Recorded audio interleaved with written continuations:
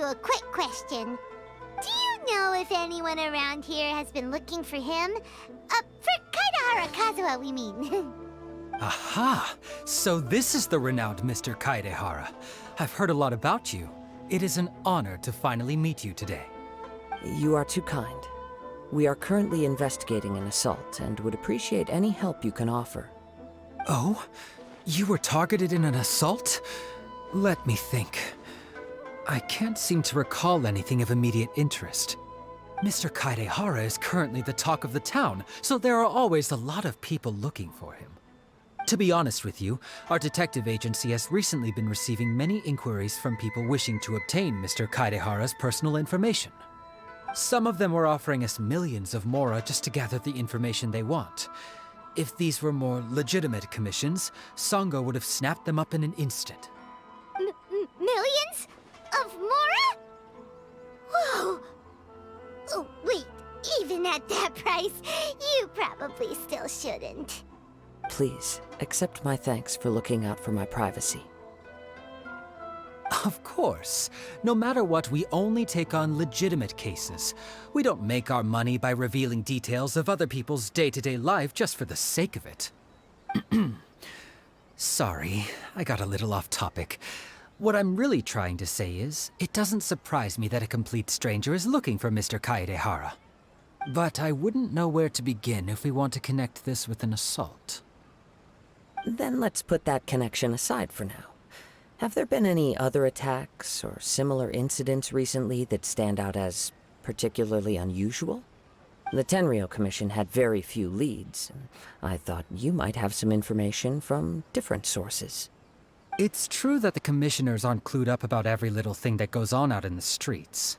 But typically, it's only the most trivial events that manage to escape their attention. If anyone had been out there attacking people, that would be assault, in which case the Tenryou Commission would absolutely get involved. That does make sense. Uh-oh. Looks like the trail's already run cold. I still find it difficult to believe that whoever attacked you hasn't been causing any trouble elsewhere. Few people possess your prowess in battle. So unless you were the first person he targeted, someone is certain to have been hurt by now. I am well aware of your talents. There is no need to be humble around me. In fact, I'm quite relieved that you were the one he targeted. It would cause me great grief to see someone become critically injured or lose their life because of me. For the poor victim, this would be a completely senseless crime. Don't worry, we'll find him. It seems you are every bit the selfless hero they make you out to be, Mr. Kaidehara. Surely this same concern for your fellow man is what drove you to fearlessly raise your blade against the almighty Shogun. You flatter me. Truth be told, I don't know quite what came over me in that moment. You are much too humble. Don't worry, I completely understand your concerns. I will try my best to gather whatever leads I can for you. Oh, actually, there was one strange incident over the last few days. It doesn't involve an attack, though. Let me tell you about it just in case. Sure. During times like this, the more information we have, the better. All right, then. Recently, 2 people went missing from the city at around the same time. One of them is a pretty well-known collector, surnamed Nagato. The other, Amenoma Yuya, is a samurai from the Amenoma clan. Amenoma? Now there's a familiar name. Right. Yuya is the nephew of Amenoma Togo, the owner of Amenoma Smithy. 2 grown men going missing at the same time. Their cases are likely connected, but I don't know much in the way of details. I recalled this because Amenoma Yuya is also an accomplished martial artist who is skilled with the blade. Perhaps he is the one you are looking for. Understood, though it seems highly unlikely to me. I neither know this man, nor do I have any idea why he may wish to attack me. Sure, can't hurt. We never know what we might find out along the way. Thank you, Ryuji. We'll start by making some inquiries at the Amenoma Smithy. Sounds good. All the best with your investigation. I'll get moving shortly myself.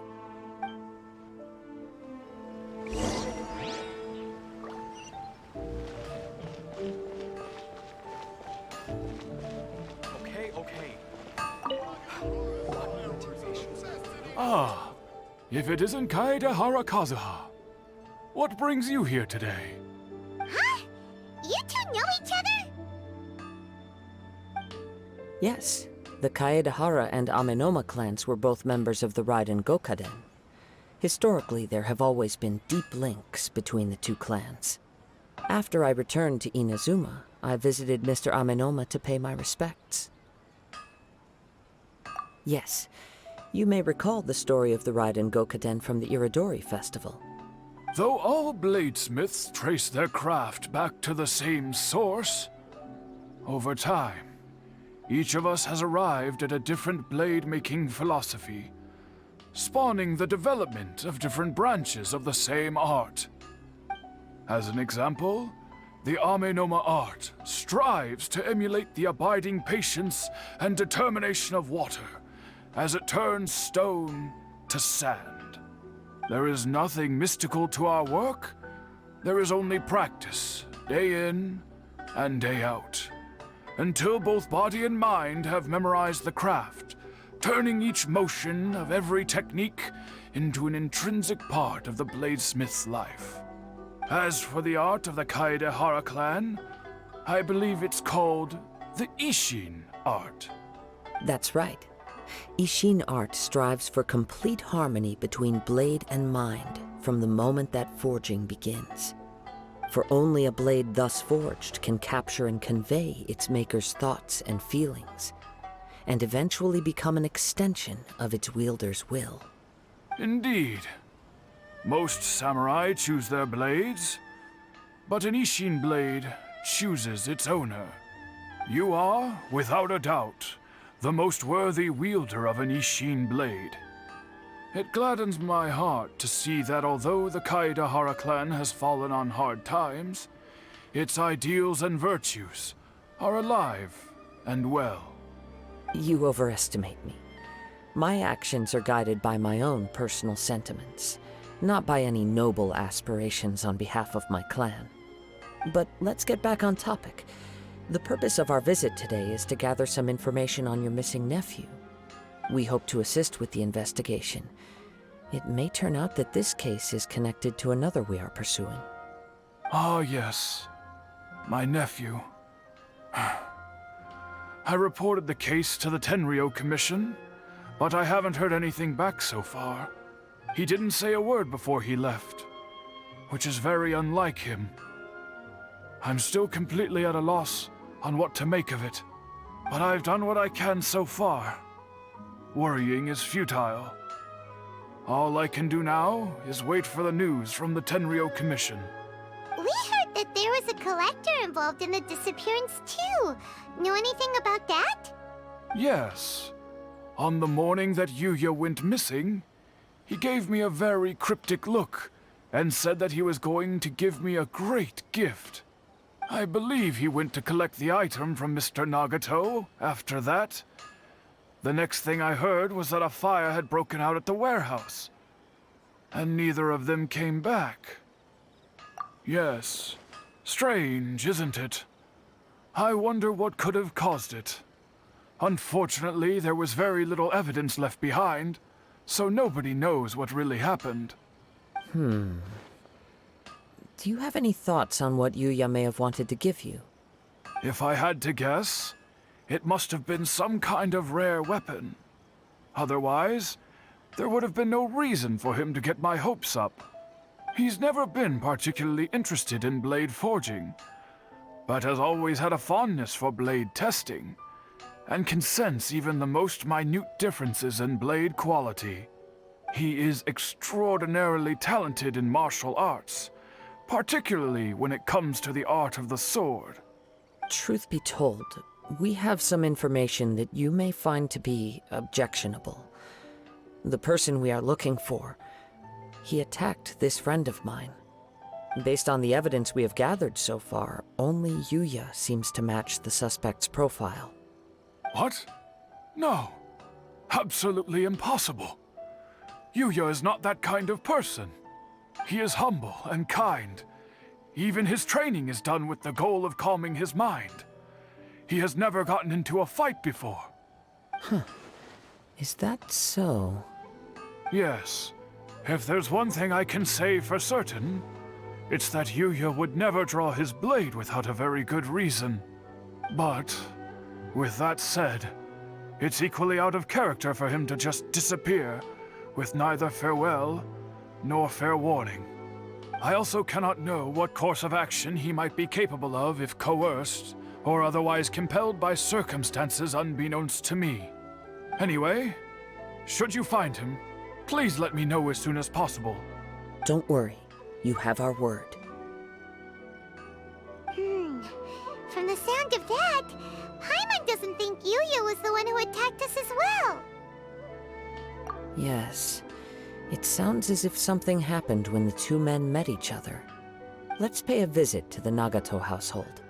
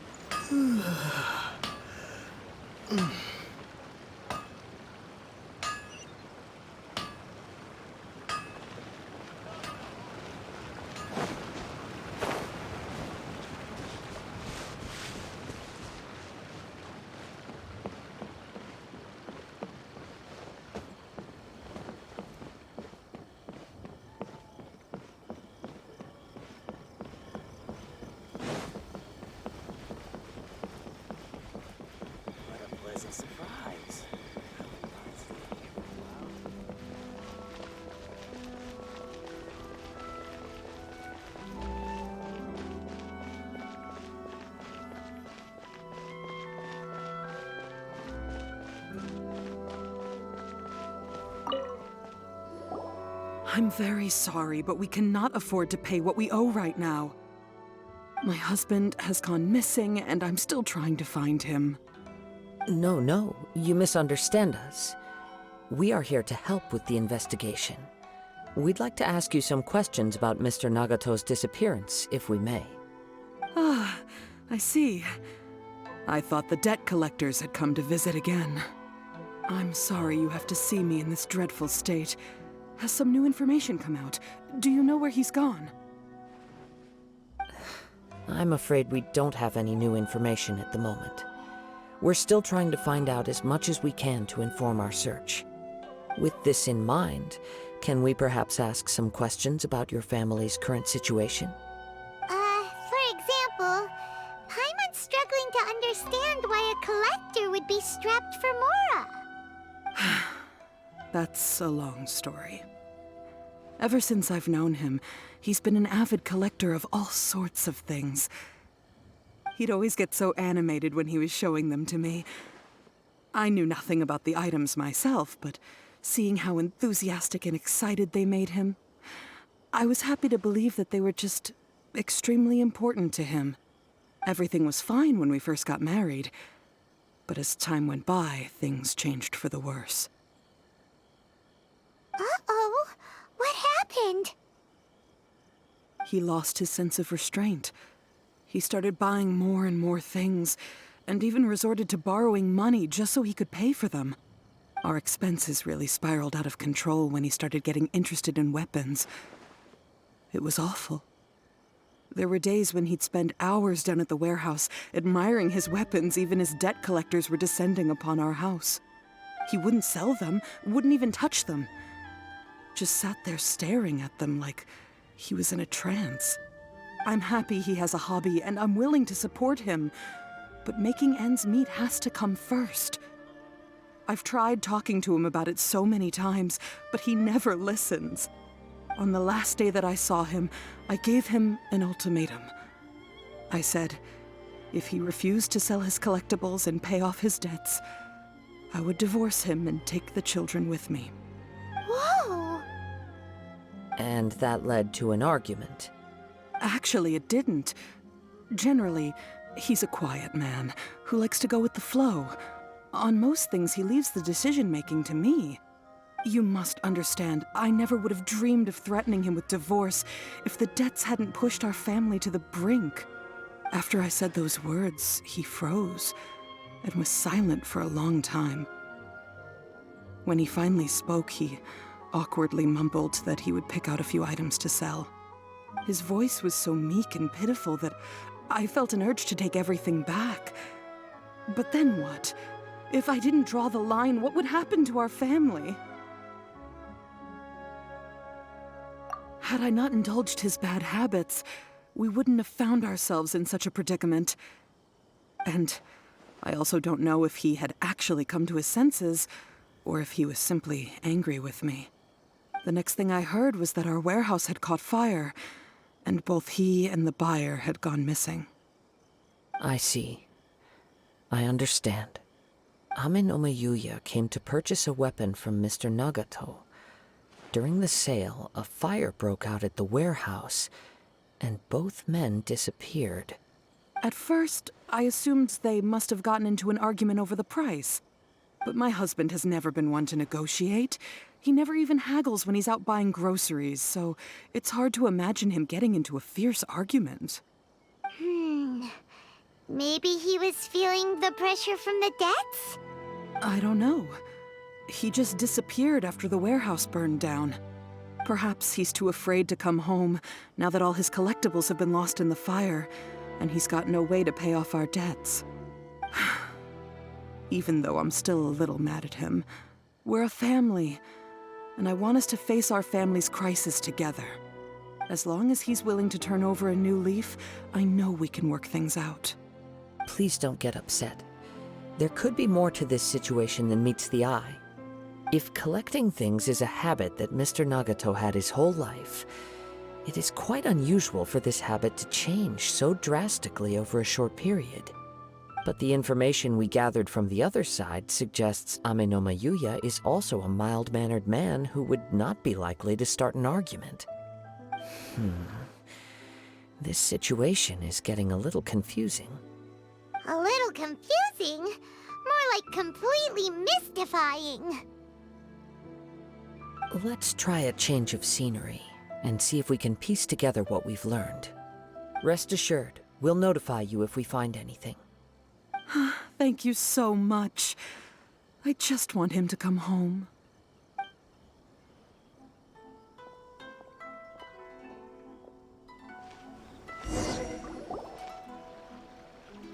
Based on the information we've gathered so far, I can only surmise that the sales meeting between the two men was somehow the catalyst for their disappearance.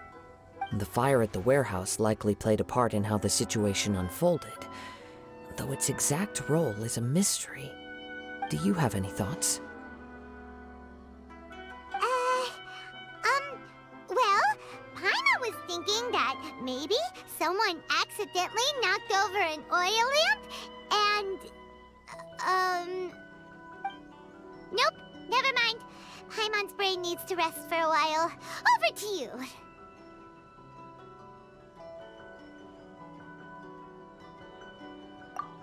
Right. I very much agree with you. It seems highly likely that we're missing a piece of the puzzle.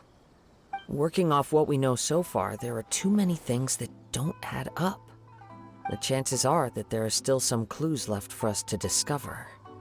One fact that I keep coming back to is that Amenoma Yuya is polite and well-mannered, while Mr. Nagato is introverted and passive.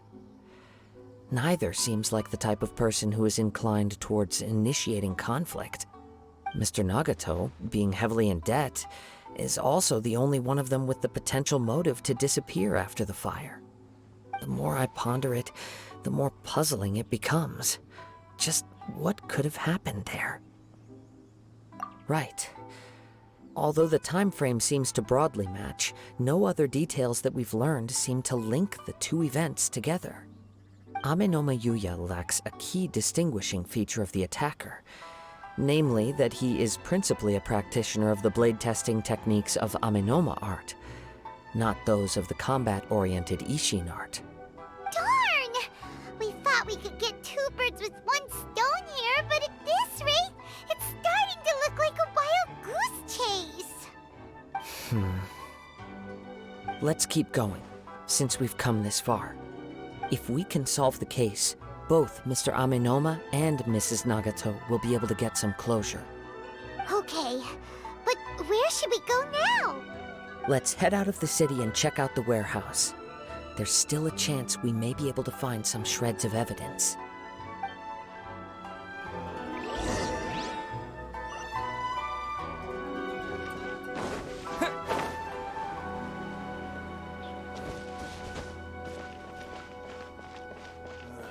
What kind of tea is this? Pleasant surprise.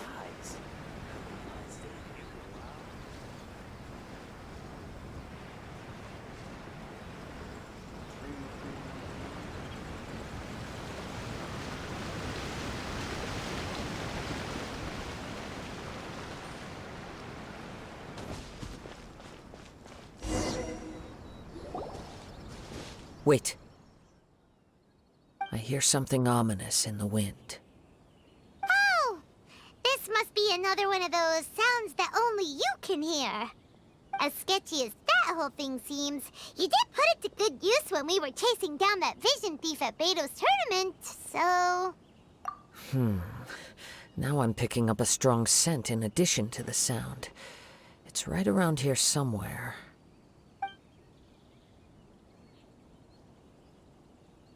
But there's nothing here. It's gone now, but I can still sense the direction it left in. It felt very much like that ancient presence in Inazuma. The remnants of the Tatarigami. Indeed. But this unexpected spring of inauspicious energy may prove to be of benefit to our investigation. We should remain vigilant and approach slowly.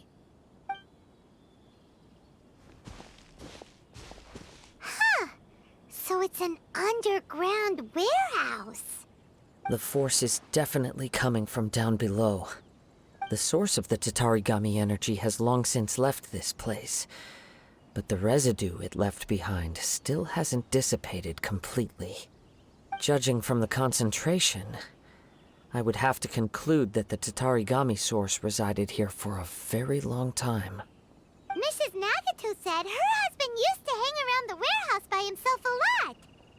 It could well be that he was already under the influence of Tatarigami energy at that time. From what I've been told, Tatarigami does not turn all upon whom it preys into violent monsters, but most will develop a stubborn streak upon being exposed to the Tatarigami's unfulfilled will. Their interests become fanatical obsessions. Mr. Nagato had an interest in collecting to begin with.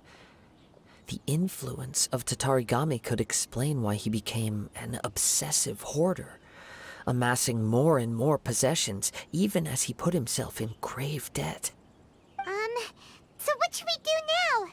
Go down and take a look? Step back. I'll open the door and take a look inside. If we don't open this door, we can move no closer to the truth. You needn't worry. Both of us have faced far greater dangers than this. Relatively speaking, the risk here is trivial.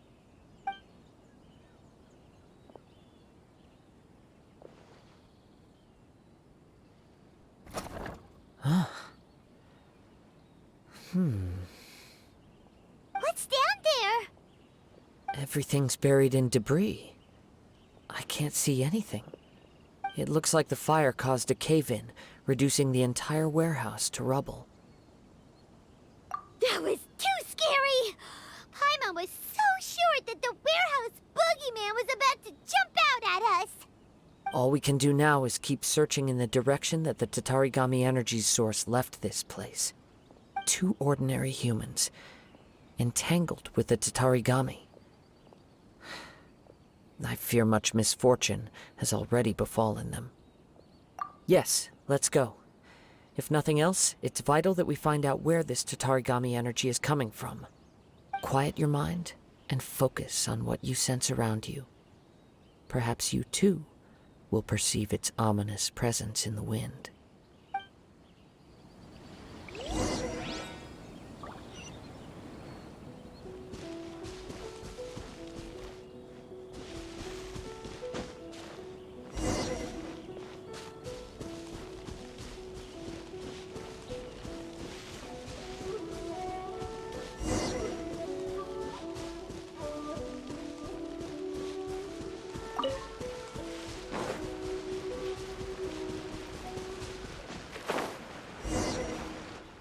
From this point, the trail appears to split into two.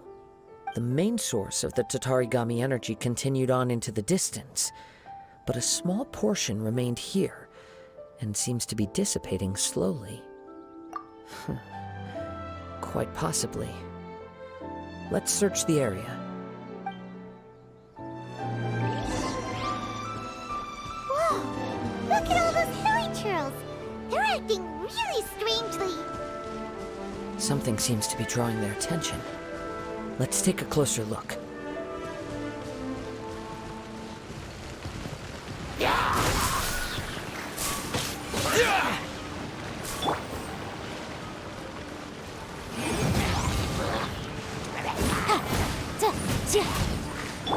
Scatter!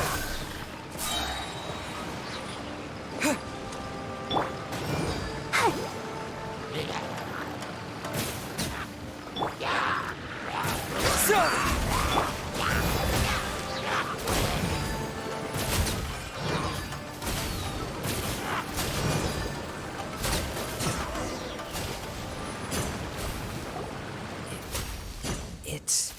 Ugh! Look at this red stuff! What is it?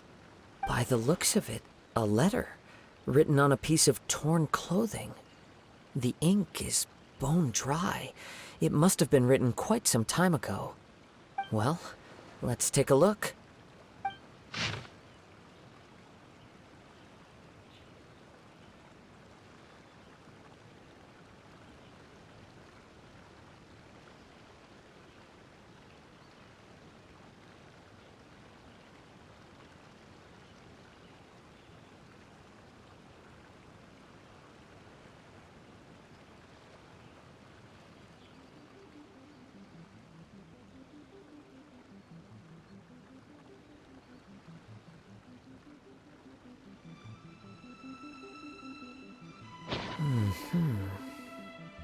According to this letter, a conflict arose because Amenoma Yuya wanted to seize a blade belonging to Mr. Nagato. Yuya started the fire that destroyed the warehouse and wounded Mr. Nagato in the fight. Mr. Nagato kept chase as long as he could, eventually stopping here to write this letter when his strength gave out. So, where is he? He was not only mortally wounded, but also under the heavy influence of Tatarigami. Add to that the fact that its aura seems to have attracted a horde of monsters, and I'm afraid he may no longer be with us. Whatever traces there may have been of his fate beyond after this point, they've since been disturbed by the hilichurls. There's nothing more for us to find here. Yes. Right now, we need to uncover some more important truths. If Amenoma Yuya is attacking other people indiscriminately, then the longer we take to find him, the more people risk meeting the same tragic end. Right! So let's get moving! I wouldn't be surprised if he, too, fell prey to the influence of the Tatarigami. For a practitioner of the martial arts, the easiest desire to inflame would be their pursuit of further power and skill. All the clues that at first seemed disparate and disconnected, it seems that now we know the thread that runs between them. I have a hypothesis that, if it's correct, not only explains the series of events leading to the two men's disappearance, but also zeroes in on the attacker's identity. Wait! You figured it out? So these two cases are connected after all? I believe so. But it's something of an outlandish idea. I will only be able to confirm my suspicions once we've met him in person. On with the search. We must stay vigilant. At any point now, we may find ourselves in danger.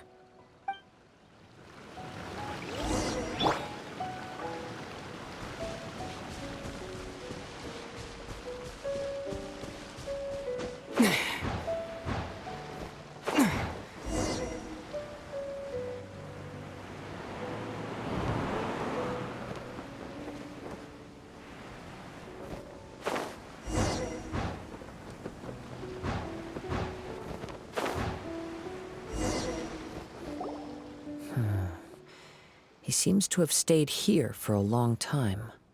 Why here? Is there anything special about this place? I'm not sure. But on closer examination, I sense that the aura may have lingered here at several different points in time. Show yourself! It's no use hiding anymore.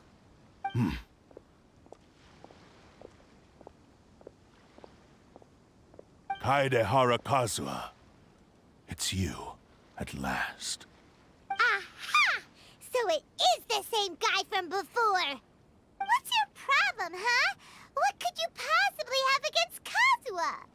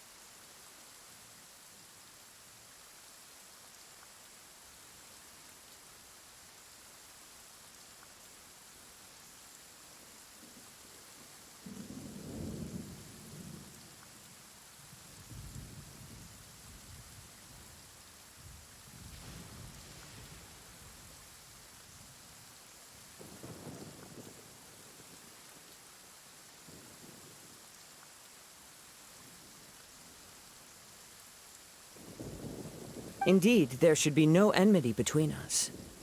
If it is Ame-no-Me Yuya that stands before us. But what if instead of facing Ame-no-Me Yuya, we are in fact facing the blade in his hand? Now that you mention it, it is giving off a strange light. Whoa, whoa! Surely you don't mean... Are you serious? Tatarigami energy often lodges itself within physical objects, then works to subtly affect any living organisms in its vicinity. The blade has resided in Mr. Nagato's warehouse for many years, affecting his state of mind, and more recently using the sale as a means to affect, or rather as a means to occupy, Ame-no-Me Yuya's body. You're sharper than I thought. You've already deduced the truth of the matter. Many, many years ago, I was forged by a famed bladesmith of the Ishin tradition. I was his pride and joy. In me, he placed all his hopes and dreams. As a descendant of the Kaedehara clan, you should be able to guess our greatest regret. I presume it has something to do with the Raiden Gokaden. Indeed. At that point in time, he failed to live up to the Raiden Shogun's expectations. In the end, all he could do was to flee the nation by sea on a ship bound for Snezhnaya. He was a bladesmith of great renown, a master of his craft. There was nothing that he could not accomplish. All he needed was more time and a little faith. And sure enough, in the end, he achieved what he had set out to do. All of his life's work, his wisdom, his skill, it culminated in his creation of me. He not only bestowed upon me the greatest of strength, but also endowed me with a consciousness of my own. In her conceit, the Raiden Shogun lost not only the single most perfect blade in the entire world, but also an irreplaceable achievement in the art of blade forging. So... swords can become conscious and control people? The people of the time in which I was born never believed I had that kind of power. They saw me as a mere blade, a sharp and well-crafted one, but in all other respects an ordinary weapon. But that gave me the opportunity to take action. After the death of my creator, I decided to leave Snezhnaya and began my long quest to return to the distant land of Inazuma. Moving from one person to the next, I controlled the minds of countless hosts along the way, each bringing me one step closer to my ancestral home. I seek but one thing: to face the full force of the Raiden Shogun's blade and prove my power. The might of Ishin art! So Ame-no-Me Yuya was not your first victim. Tell me, what happens to those you've possessed when you've finished using them? My hosts? Who cares what happens to them? They are but tools that serve my mission.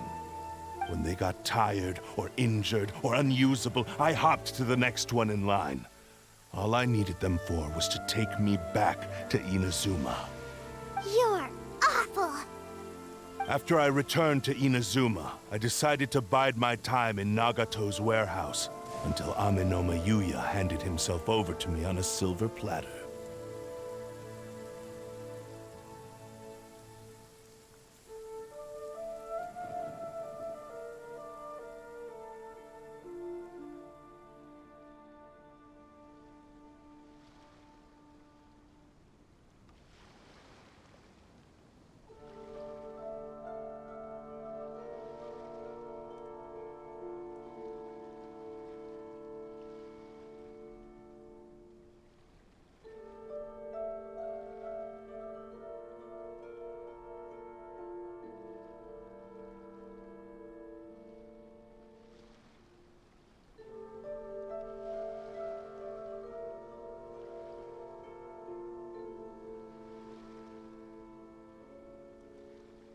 At long last, I'm approaching my journey's destination. By Amenoma Yuya's body, I have found you. And by your hand, I shall defeat the Raiden Shogun. Kaede Harakazuha, you stood against the Raiden Shogun's Muso no Hitotachi. There can be no other to serve as my host for what is to come.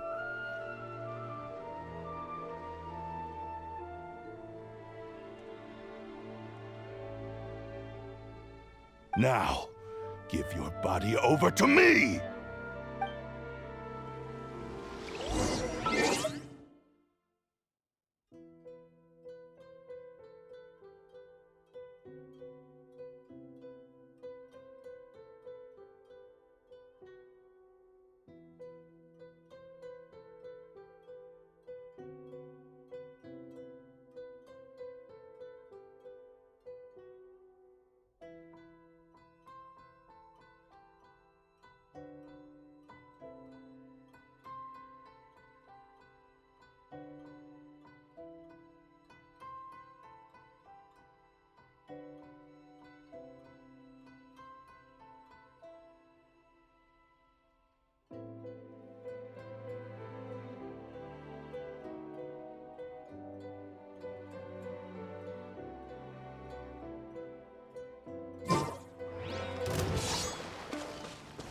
One with nature. Oh no! Let the show begin. Join me and sever that divine light! We shall rewrite history! One with nature. Submit to me!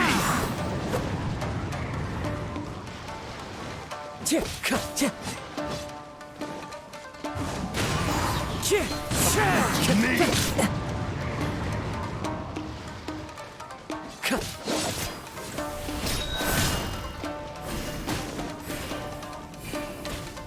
Time to go. To me! Into the wind. Do not stand in my way, or I will strike you down too! Your bluff's fooling no one. You've lost. Lost? I can never lose. It is this body that has reached its limit, nothing more. Even if you defeat me here, the one who falls will not be me, but this man. He is but a puppet that can be replaced. I can take a new vessel at will. The end result is the same! I will end this wretch's life before you can lift a finger! And even if I were to lose my physical form, it is but a small setback. My consciousness shall endure. By any means necessary, and any medium available, I shall return and fulfill my destiny! Your fighting style. It is indeed the forms of Ishin art. But from your movements, I sense only hatred and arrogance, as well as a thinly veiled mania and despair. Really? You can tell all that just from his moves? As I've mentioned before, the forms of Ishin art convey the user's thoughts and feelings. Since the blade is currently possessing Amenoma Yuya's body, its movements express the innermost thoughts of the blade. If you ask me, the mania is probably due to your desperate, single-minded ambition. You believe I am your only hope. Are you trying to claim that I am helpless without you? On his deathbed, he passed to me all of Ishin Art's secrets. The little that you know barely scratches the surface. In that regard, why would I ever need your help? Because all of that is in the past. I've been wondering why you've not caused more trouble in all the years that you've been in Inazuma. If you are indeed a cursed blade that can possess its owner. Now that I've seen inside your mind, everything finally makes sense. You weren't biding your time. You were trapped. After all the time that's passed, you have grown weak. To the point that you are now unable to acquire a new host without making physical contact. Oh, that's right. Paimon remembers now. Mr. Nagato had a habit of never touching his collectibles. Only when Mr. Nagato witnessed his wife's distress and decided to sell his collectibles did you finally have an opportunity to reach out to Amenoma Yuya and make your escape. And what of it? Well, that brings me to my second point. There's a despair in you that is so strong it threatens to overwhelm you. You were determined to fulfill your maker's ambition, whatever the cost. But this ambition is too grand and too heavy for you to bear. Each step you have taken has come at a great cost. I think you realized your limitations long ago.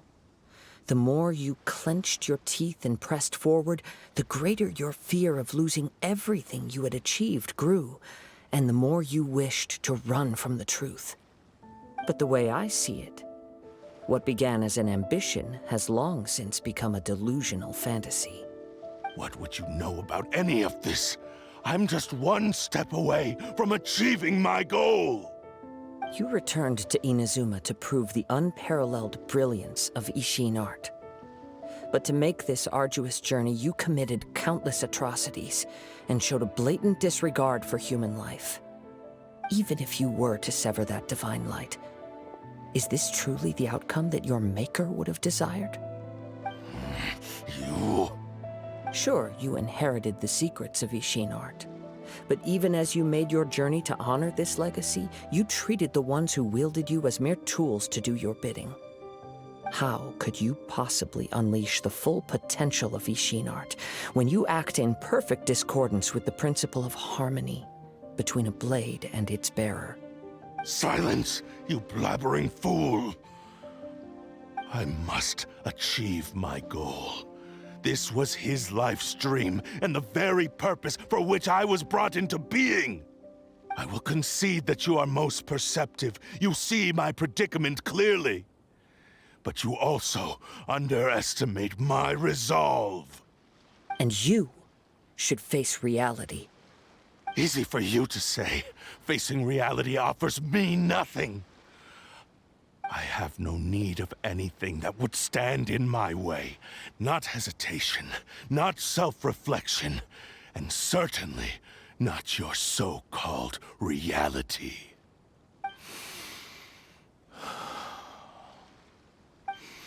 It is pointless to argue further, descendant of the Kaedahara clan. If you wish to save this man, then offer me your body in exchange. How stubbornly you stick to your wayward path. I do not believe for a second that you can challenge the almighty Shogun in your current state. So let us make a bet, and I will put your strength to the test. What? Surely you're not planning to agree to his demands. Very well. Then find yourself some enemies with whom you wish to cross blades. A taste of my power will more than convince you. Once we have dealt with them, we shall proceed to Tenshukaku. And as for your end of the bargain, if you lose, you must release Amenoma Yuya from your control. I accept. Don't do this, Kazuha! This is the only way to save Amenoma Yuya.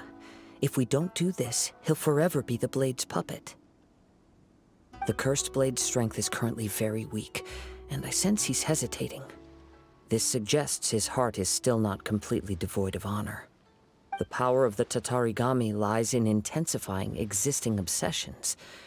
This is the reason Mr. Nagato and Amenoma Yuya fell prey to it.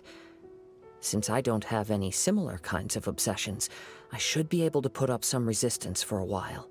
But even so... Even if things take a turn for the worse, I still have you both here with me. We have a chance here to save an innocent victim. I am willing to accept the risks entailed. Your disdain for me betrays your woeful ignorance. I agreed to this bet because there are things I wish to learn too.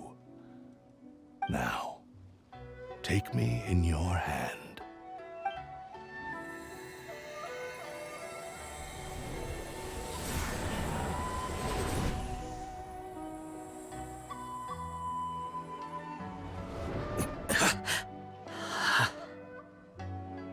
Kazuha? I'm okay.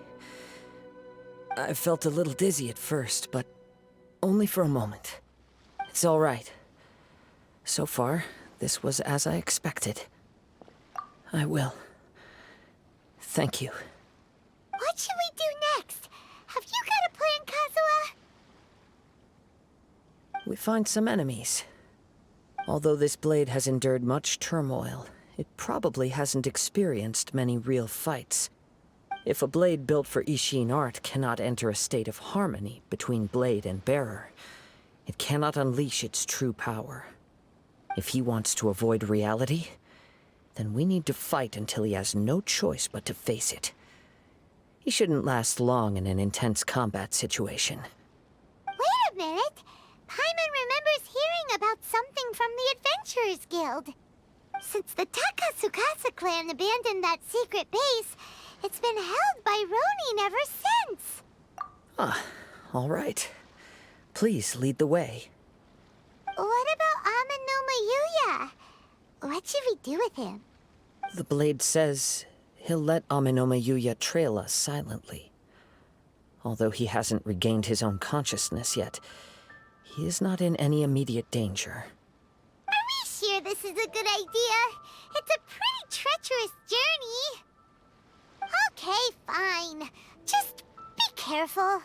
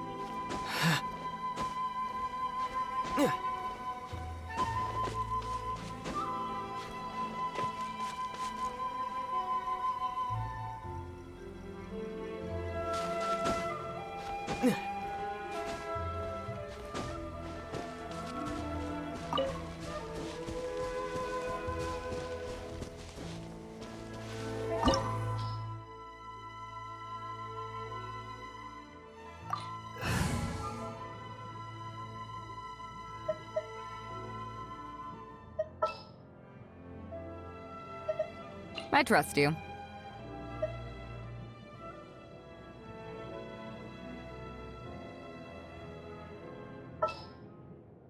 The hunt begins!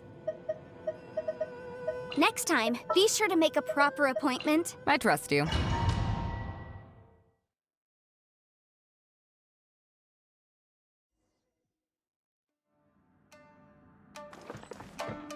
Leave everything on this journey to me. The wind knows me.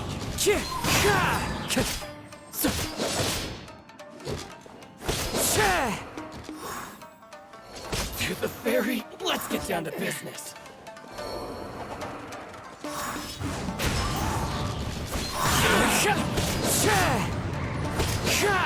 There's more!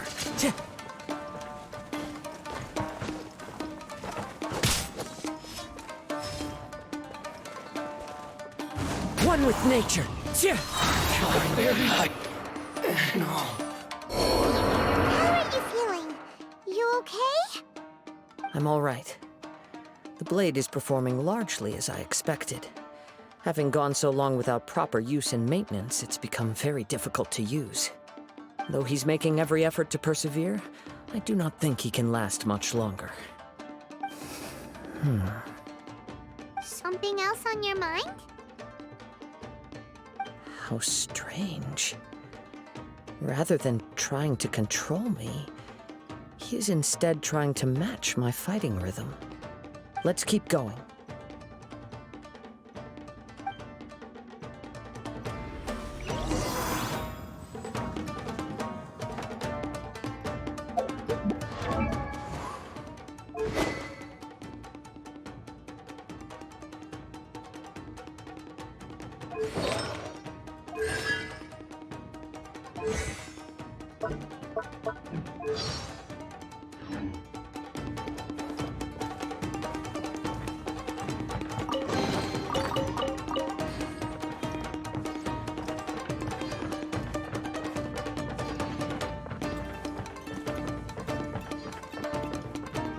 Let's get down to business. The wind knows me.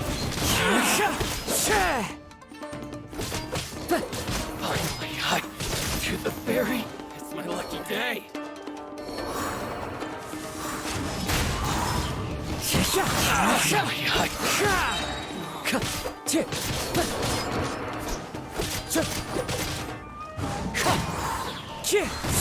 Ferry. Whoa! Something's up with the blade!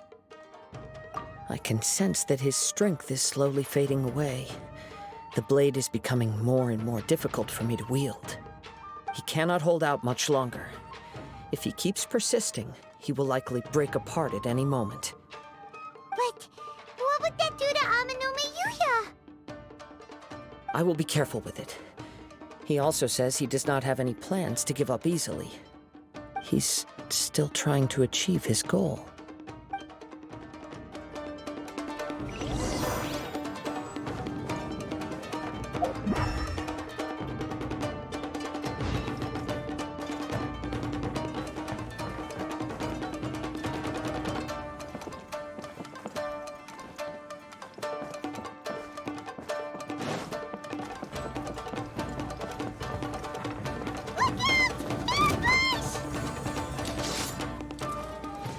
One with nature. Cheap trick. Take this. Into the wind.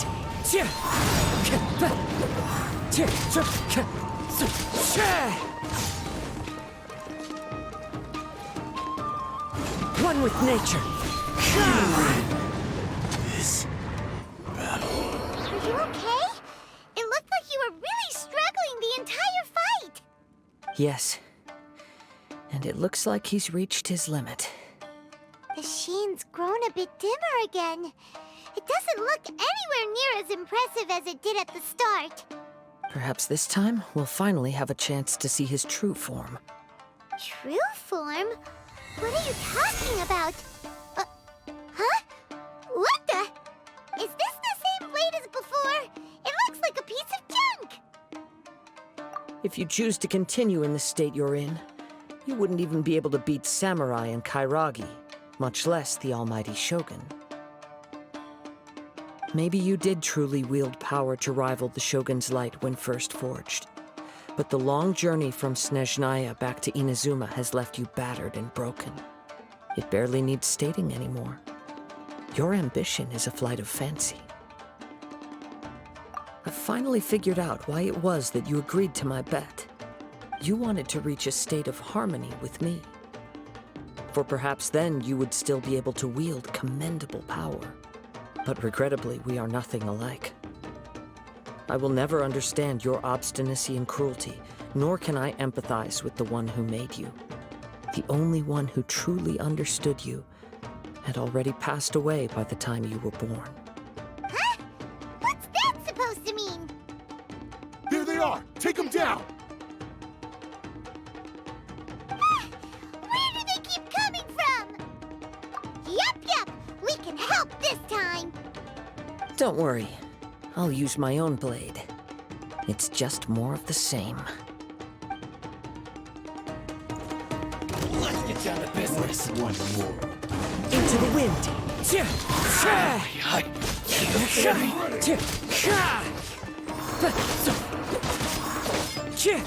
One with nature! This battle. You fought way better with your own sword.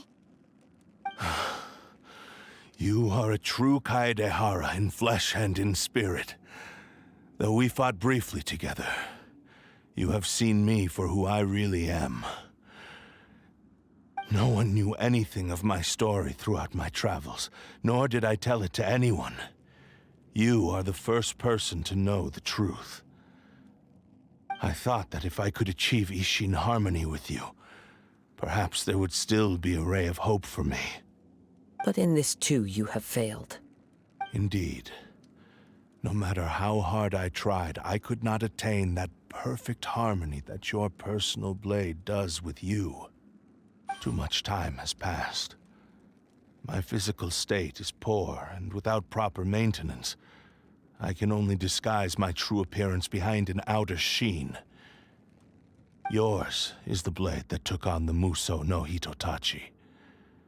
And what a magnificent blade it is. Perhaps I shall never reach that level of glory. Actually, this is just a generic blade that I picked up during my travels in Liyue. What? Forging and maintenance are both important for a blade, but they are not everything.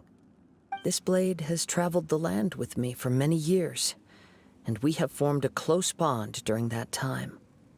Plus, in the moment that I most needed it, I received aid from another power. Skill, blade, determination, and desire.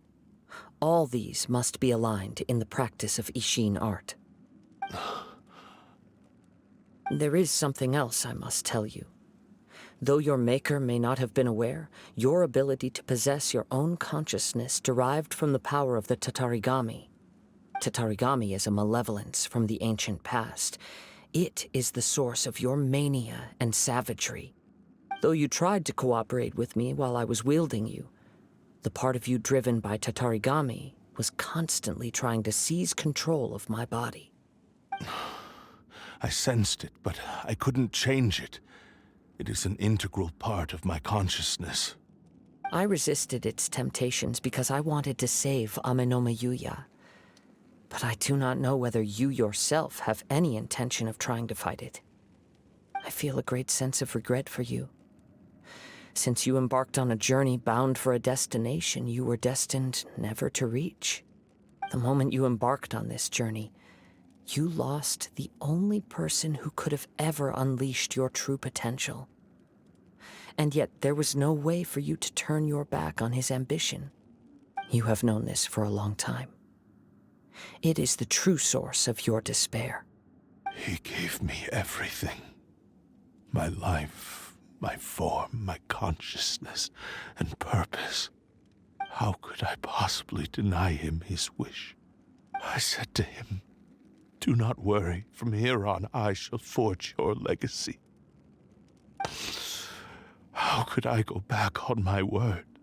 Aww. I believe our bet is now settled. I have nothing further to say. Where are you going, Kazuha? He now has neither the ability nor the motivation to cause further harm. Let's give him some time to reflect on things.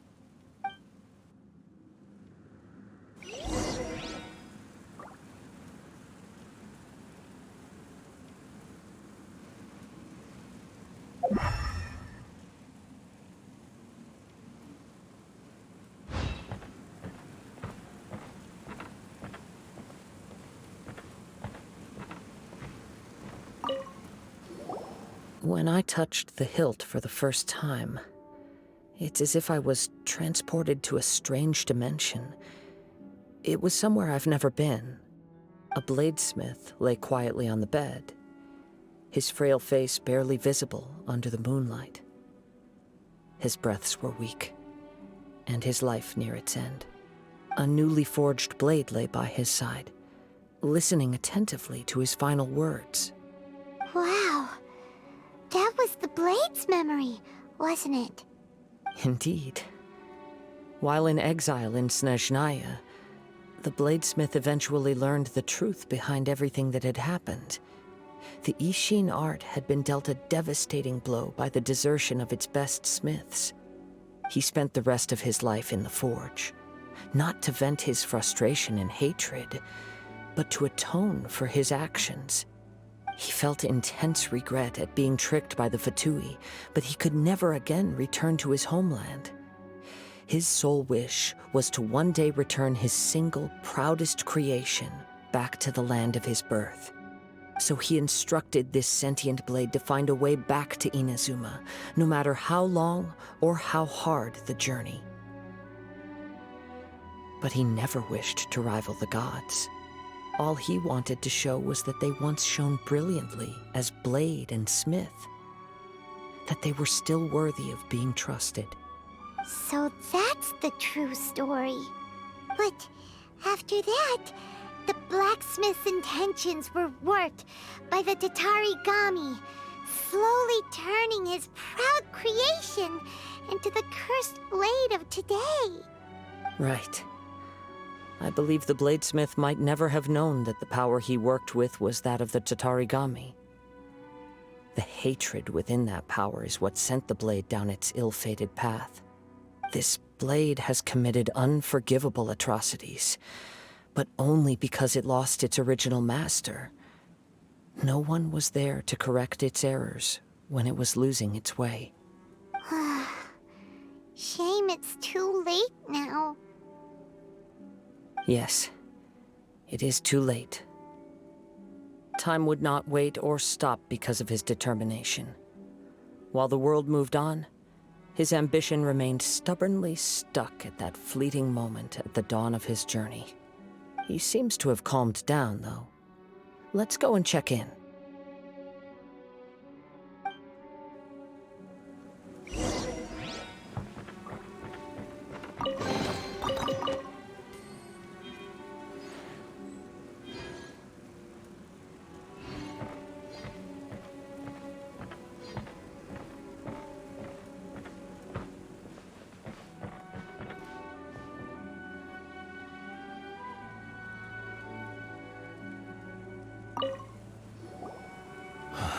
When I look back at the past, I can remember the day of my forging like it was just yesterday.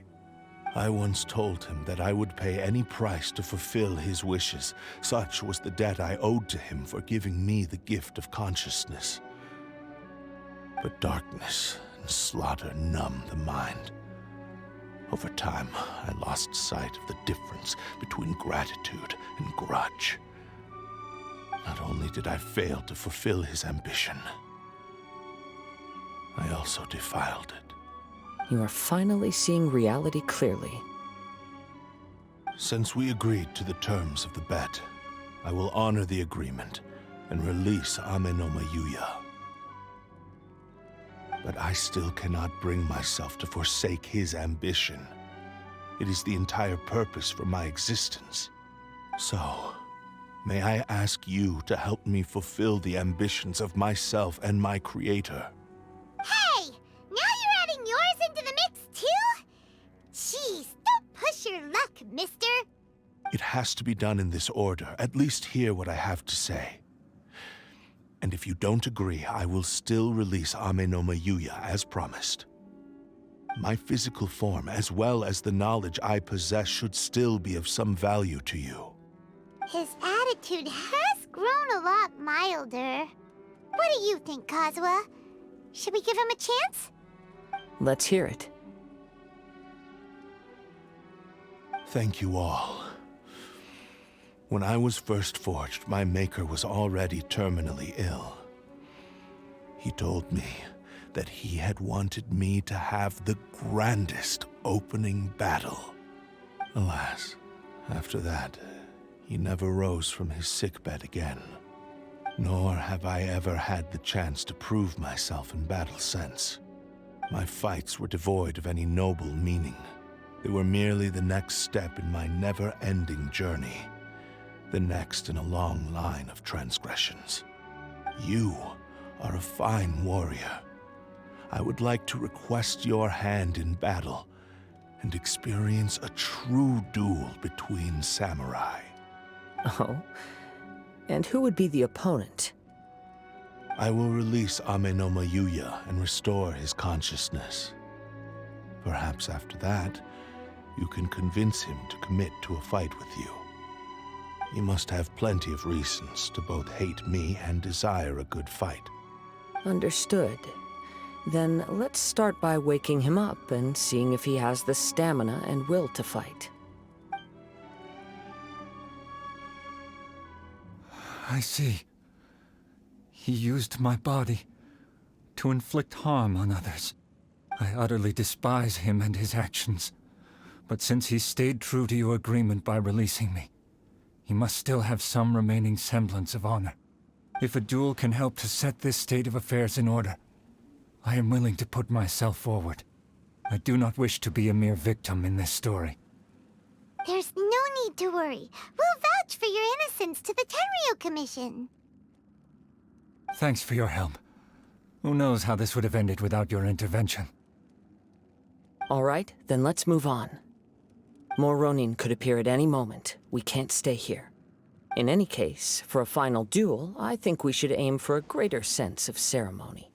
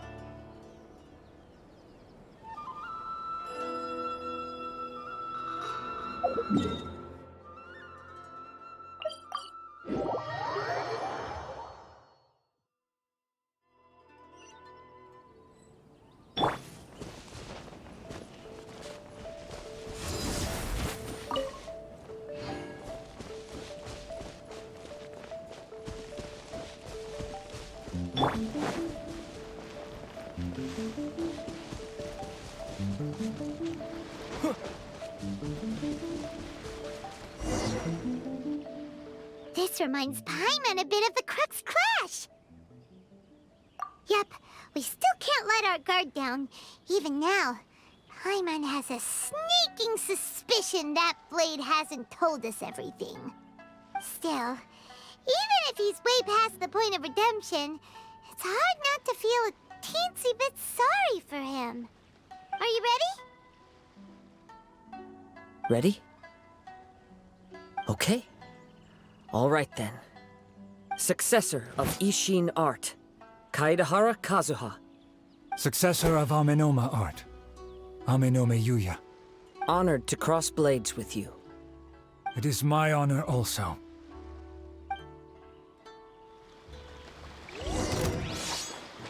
The wind knows me.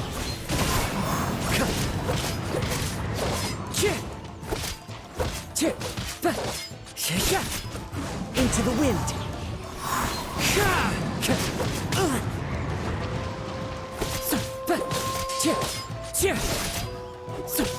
One with nature.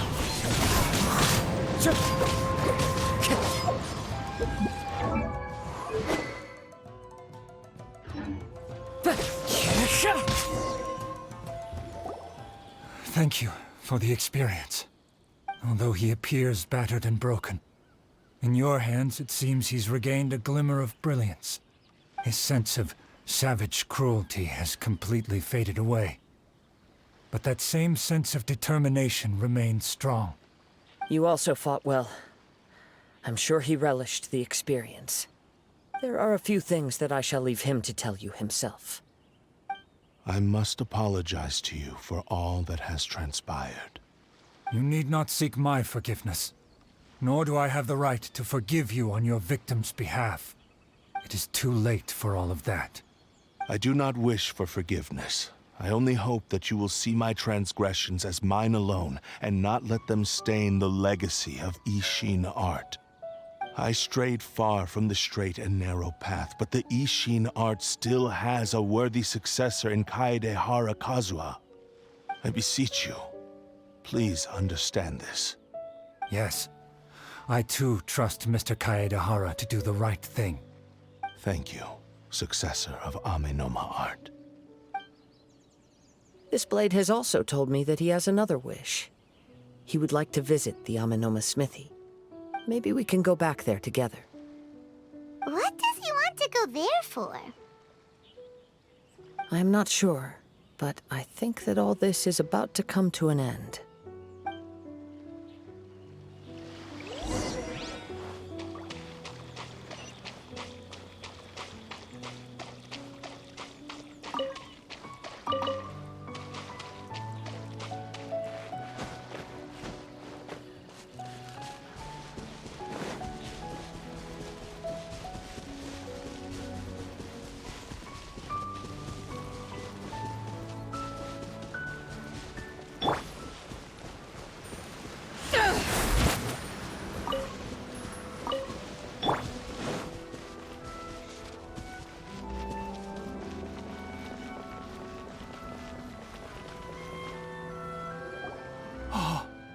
Yuya! You have returned! I am sorry to have troubled you. It's all thanks to them that I was able to return safely.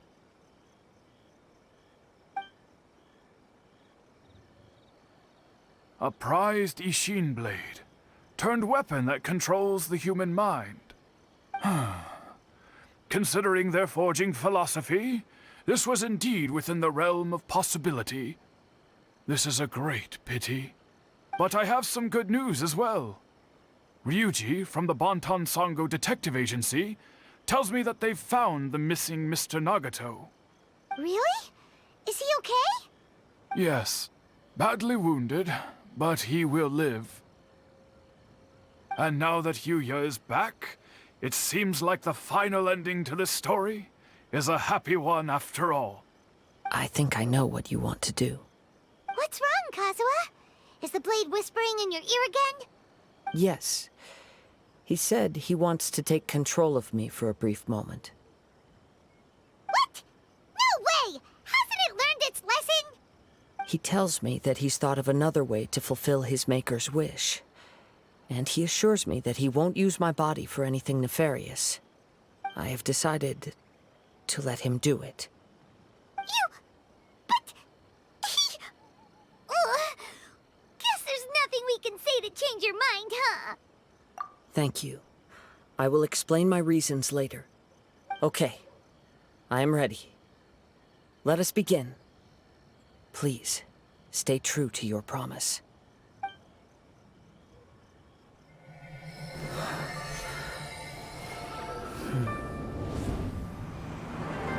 My power is almost spent. Without him, my eventual demise is inevitable. But if I abandon the future to give everything I have in this moment, my physical form can be forged anew. Everything? You mean... Yes. The cost is my entire consciousness.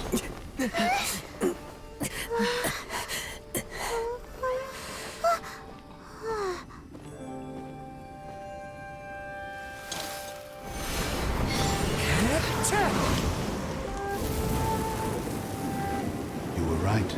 There's nothing that I can accomplish now. But there's still a chance for Ishin art. Once remade, I will be a valuable resource for your studies. Ishin lives on, and its finest hour is yet to come. Even if I am not the one to prove its might to the Shogun, as long as it is an Ishin blade, crafted by Kaedehara hands, it will still fulfill his final wish. Thank you, son of the Kaedehara clan.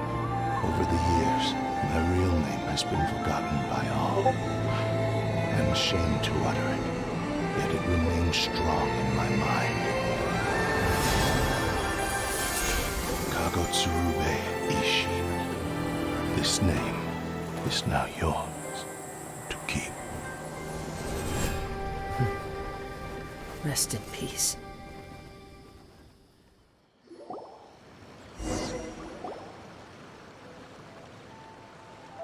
So, that's why he said it had to be done in that order. His consciousness will disappear forever after fulfilling the bladesmith's wish. Kagotsurube Ishin. It was the first time I ever heard his name. It seems like deep down he disapproved of his own actions, and thus chose to bury this name deep within his heart. Only in the final moments, before his consciousness faded, was he willing to entrust it to another. Seems like he really wanted to fulfill his maker's wish.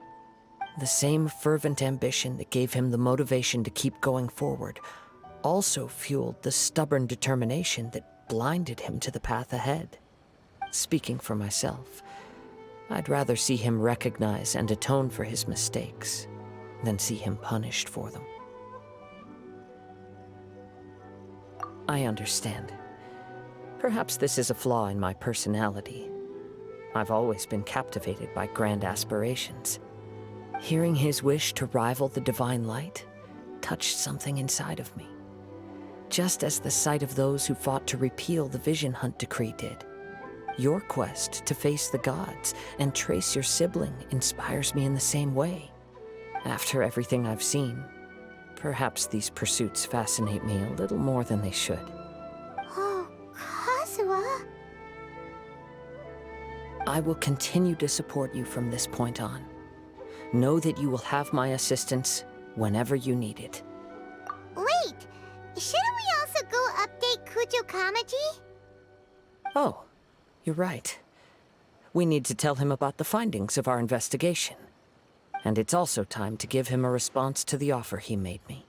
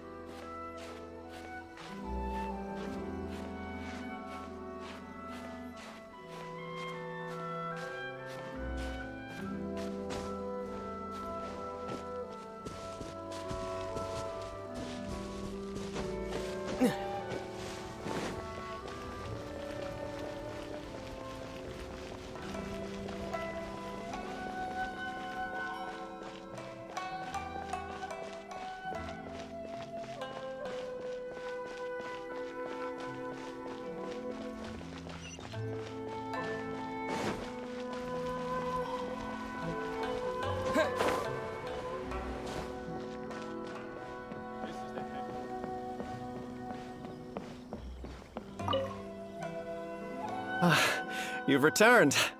I hear that the issue has been resolved. Though this was a treacherous investigation indeed, we're most fortunate that no lives were lost. The Tenryou Commission has already attended to the danger at the warehouse. The investigation into Amanome Yuya should conclude soon. I do not believe he will be charged with any crime. Wow, you sure kept your ear to the ground. Then we needn't recount all the details again. Now, as to your earlier offer, I wish to give you my answer. Please, take a look at this blade. What's this? Kagotsurube Ishin. A weapon crafted using a long-lost blade forging art of the Kaidahara clan. By means of a series of fortuitous events, I was able to recover and restore him. I also promised him that I will continue to study and pass on the secrets of Ishin art. And so, it looks like I will likely continue with my journey across the nations, learning more about this blade as I go. I see. I understand. The Kaidahara clan has always been a family of bladesmiths, so it is only proper for me to continue on this path. Were I to accept your goodwill, I may find myself embroiled in conflicts between the shogunate and Sangonomiya. That would not suit me. You misunderstand. That was most certainly not our intent. I am aware, but I still desire to continue walking my own path. Very well, I can understand. Then let's pretend this offer was never raised. However, if you should ever change your mind or find yourself in need of the Shogunate's assistance, please do not hesitate to inform me. Great. Thank you for your generosity. Where will you travel to next, Kazuha?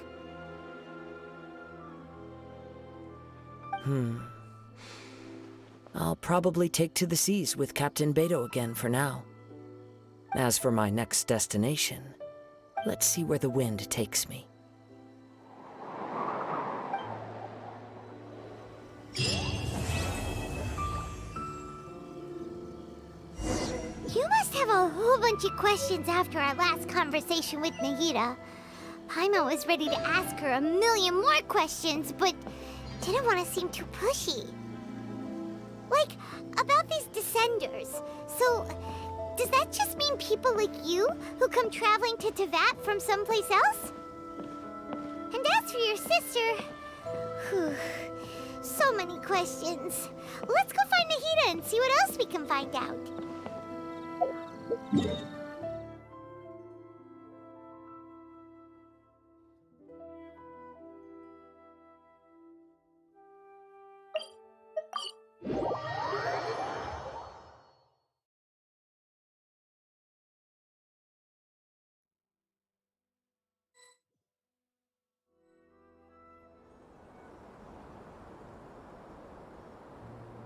Come on, serious suggestions, please. I'm not trying to write a thriller here.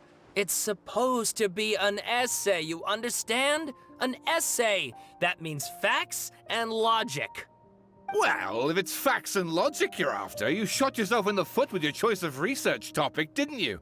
The Tataris Suna mystery. When so much remains unexplained, there's little to be objective about. Unless, of course, you restrict yourself to textual criticism. Yeah, well, this is my teacher's area of research. I can't change that. But it's fascinating enough without having to sensationalize it, don't you think? The strange location, the missing details, a mysterious person. I want to write my essay on something interesting, and I'm interested in getting to the bottom of all this. That's the only reason I came to you. Yes, you came to me. So all the more reason to take my advice. The fact is, it's the dramatization that will make people want to read it. There's no getting around that. Okay, but... Did one of them just mention Tataris Suna? But that's all the way in Inazuma! Is it just Paimon, or is it kinda unusual for someone in Sumeru to want to write a paper about that? Everyone here's just going about their business. Maybe it really is just Paimon. Guess people here are free to research pretty much anything.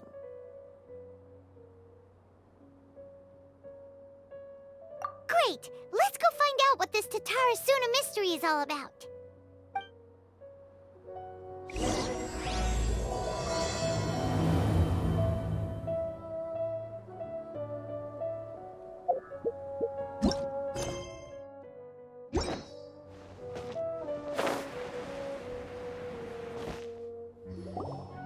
All right, I guess I'll go with my textual criticism and your editorial direction for the first draft. I have a feeling that the missing Kabuki Mono will end up being the main focus of this paper. Ugh, if only we knew where to find that traveler. From what they say about him, this seems like the kind of thing he'd know about.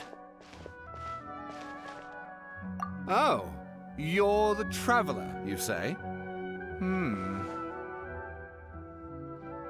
Hey, what's with that face? Don't believe us? No, of course I believe you. Actually, I first heard about your great exploits when I was still in Inazuma. This is my first time coming face to face with you and your mysterious silver-haired companion. I couldn't believe my luck, and out of force of habit, I started, examining the evidence. Sorry.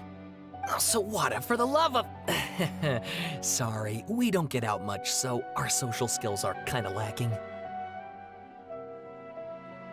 Traveler, I hear you've helped many people a great deal and been to many places.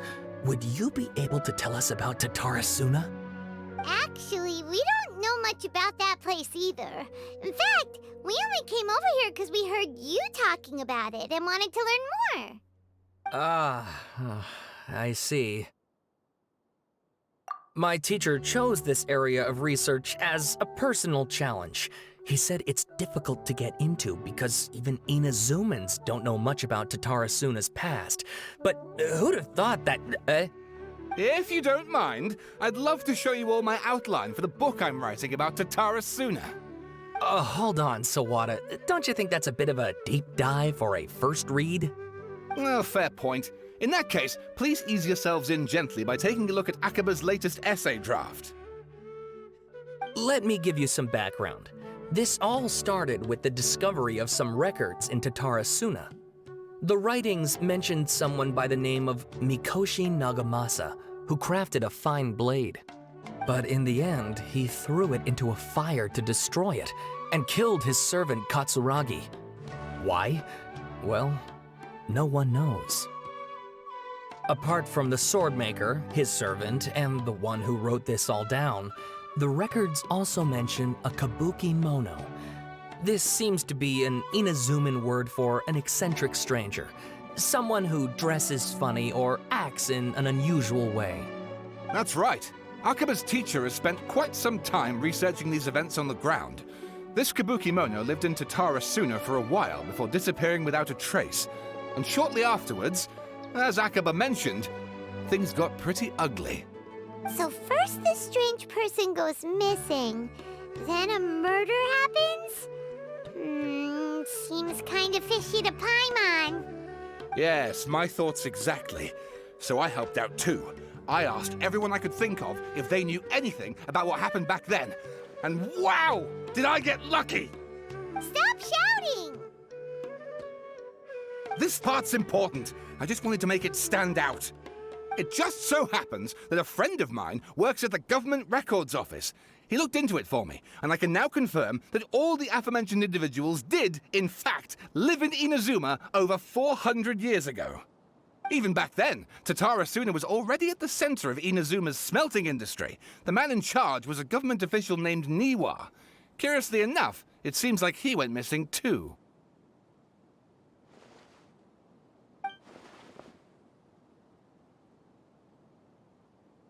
Wait, so there are 2 missing people in this story now? That's right! What's more, Niwa is a name with a lot of history to it. Have you ever heard of the great swordsmith clans of Inazuma? Oh, the swordsmiths? Yeah, like Ishin art and so on? Wow, yes. You really know your stuff.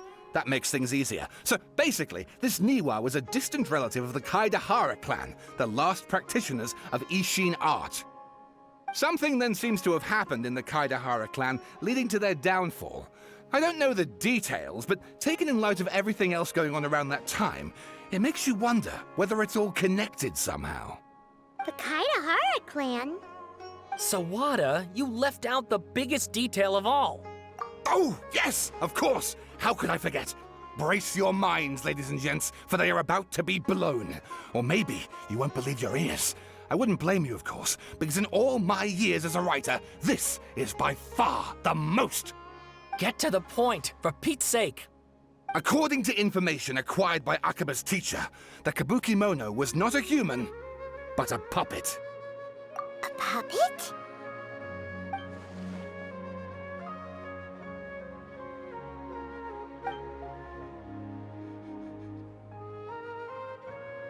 Aha! Judging by the looks on your faces, you do know something after all.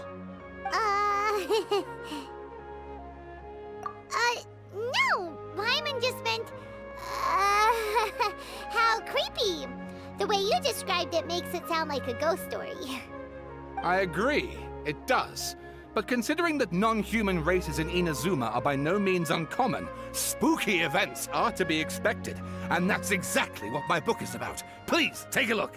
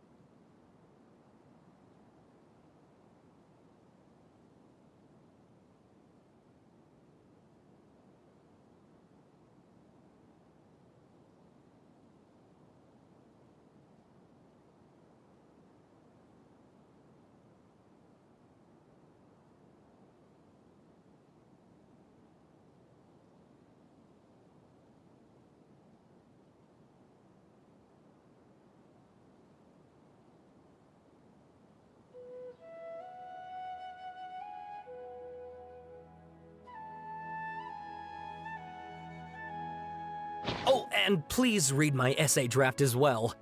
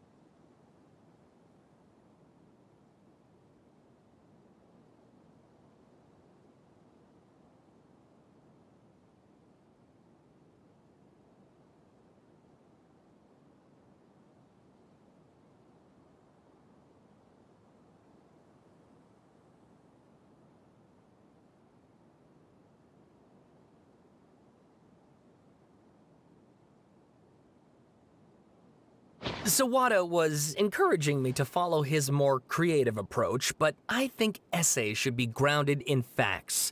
I don't think explaining everything away with mysterious forces will cut it. Oh, how about if I plug the holes in Sawada's narrative with political intrigue? Like, I could put a turf war between rival factions at the center of the whole series of events. Wait, you're allowed to just make stuff up? Pretty sure you've gone from essay to guessay there. Akaba, look. Your teacher has researched this extensively. I've reached out to everyone I could think of. Whatever information we have now is all that there is to know.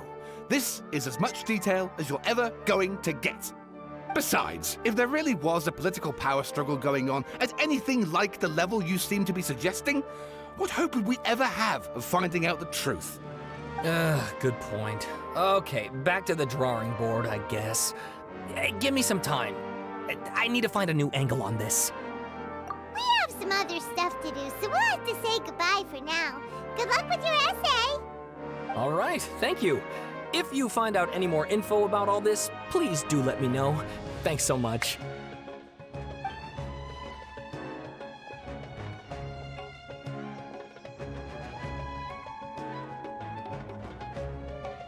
Hey, so that thing they were talking about, it has to do with the Balladeer, doesn't it? Okay, then even if we did know something about it, we probably couldn't share it with them, huh? After all, we kicked his butt and got him locked up. Information about people like that is usually super confidential, isn't it? If you ask Paimon, Akaba should just pick a different topic. There must be as many essay topics as there are trees in the forest. There's no point in...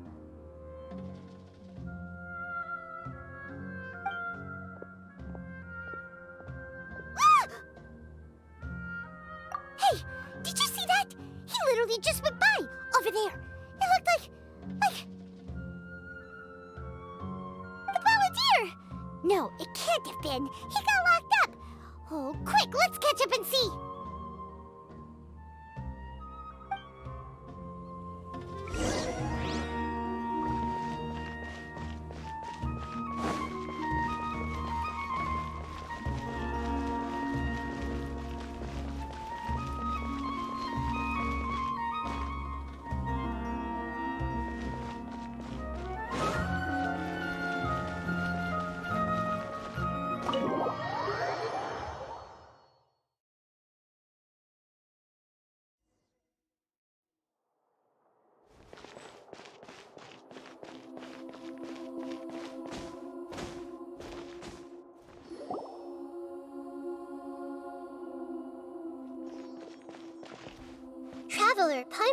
you are. Nahida! Bad news. We just saw the Balladeer strolling around in public. Did he escape or... Ah! It's him! Sure enough, you're here. Hey! What are you doing in the sanctuary of Surasthana? Aren't you supposed to be locked up? I know you must have a lot of questions. Please, allow me to explain. It was my idea to set the Balladeer free. We made a deal, and he's gonna do some investigation in Irminsul for me. A deal? Huh. You sure you trust this guy? What did you expect? Why do you think Sumeru would keep me around otherwise? Or maybe killing me is all you can think about. But if that's the case, why haven't you done it already? Don't flatter yourself. It was...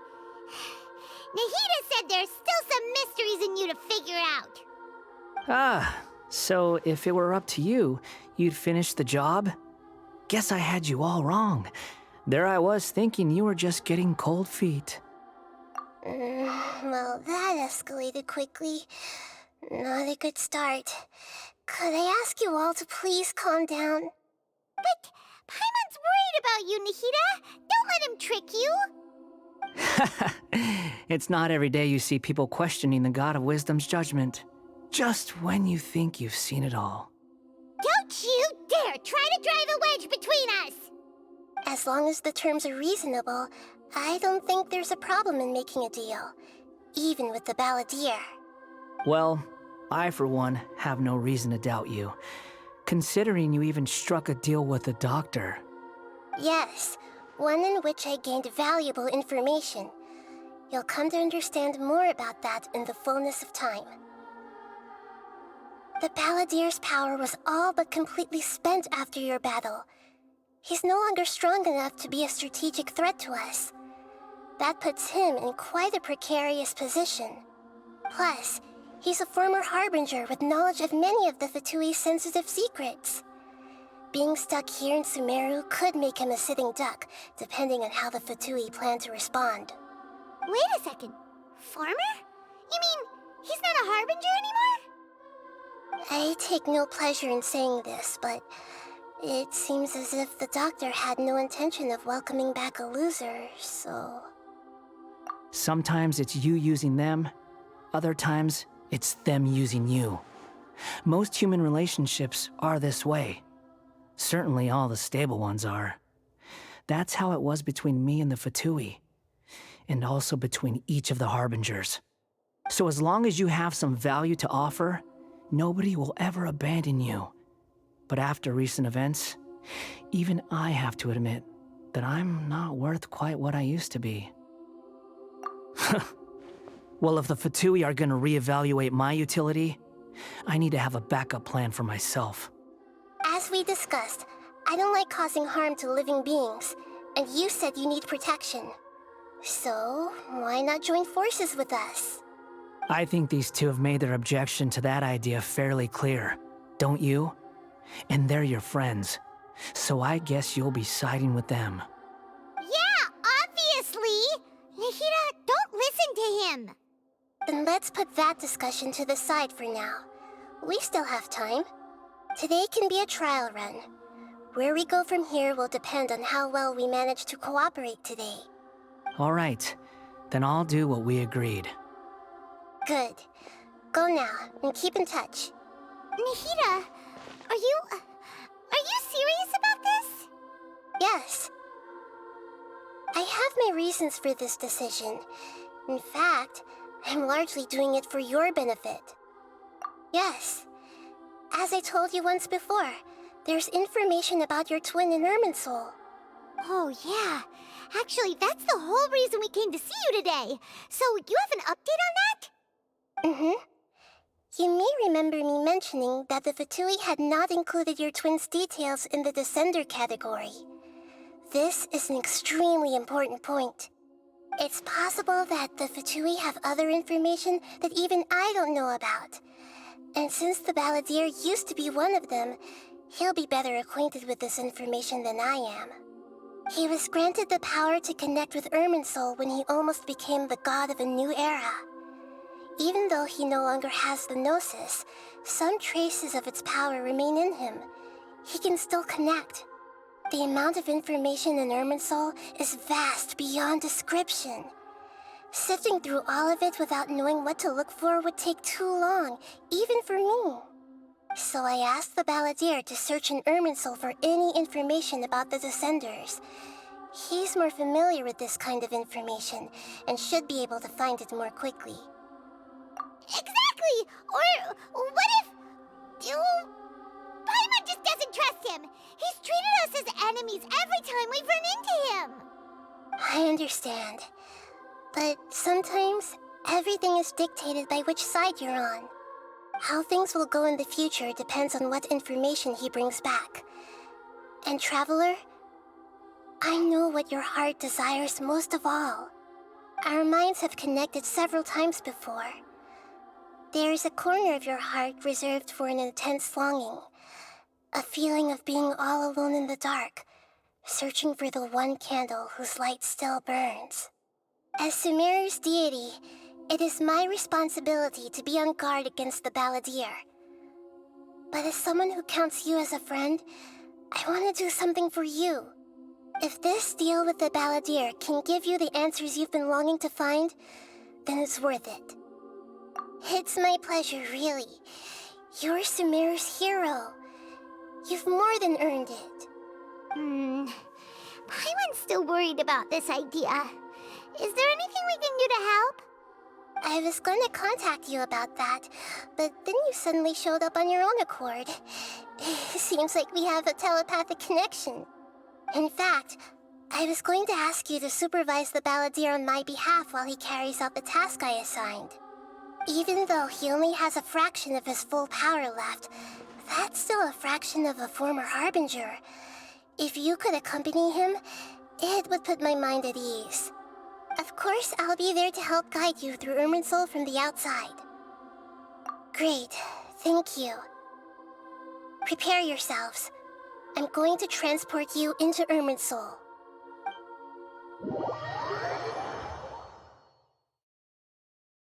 Wow, it looks pretty different here compared to last time. The colors are gentler. Guess that must be because Sumeru's at peace now.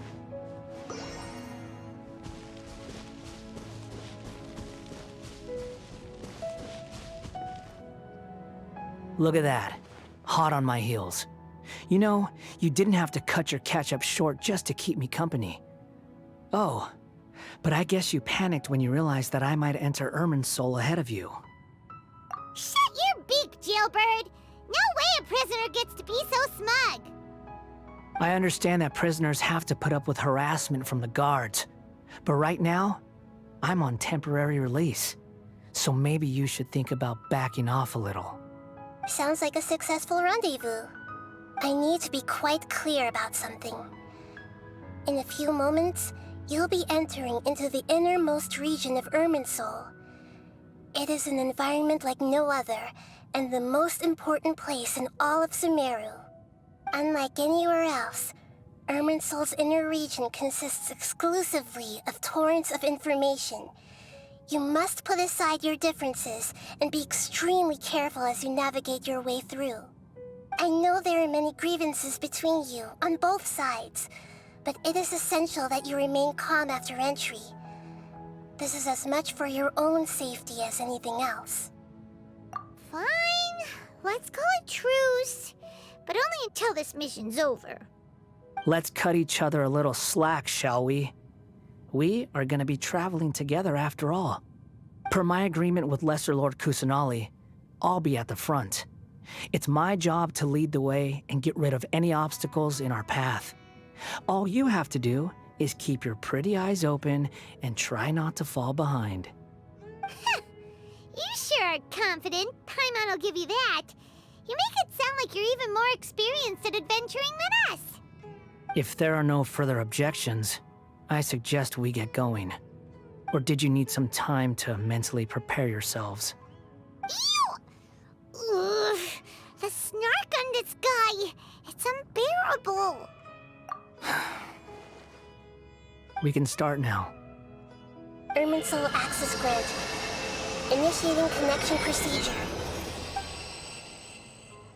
Is this a small sapling? Oh, darn it! Come on, let's catch up with him.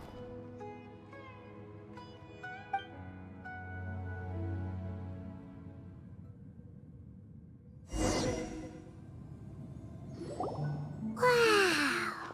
So this is the inside of Irminsul. Ooh.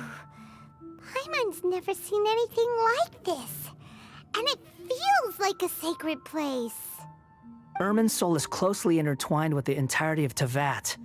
Every bit of information flowing here means something. Pick your jaws up off the floor. It's time to go.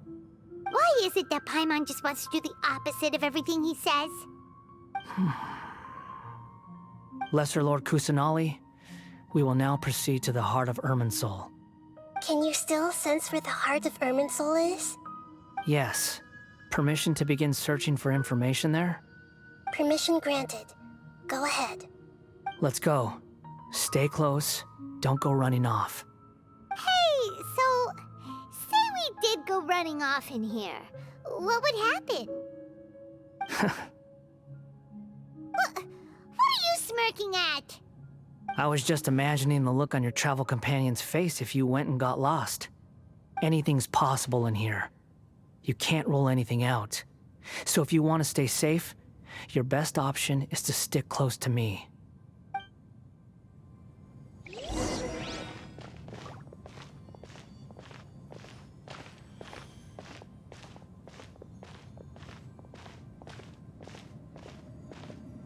These sapling things have spread out. Those are all packets of information from inside Irminsul. Be careful not to touch them.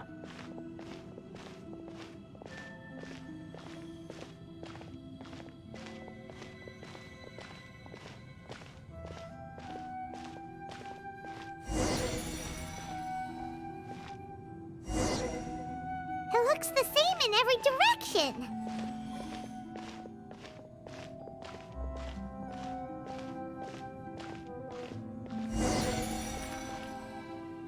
No wonder he mentioned about getting lost. Huh. What do you know? He was actually telling the truth.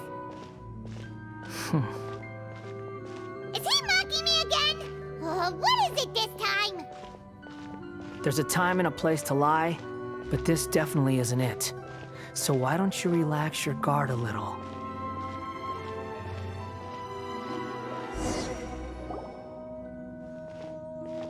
We're here. What a huge tree!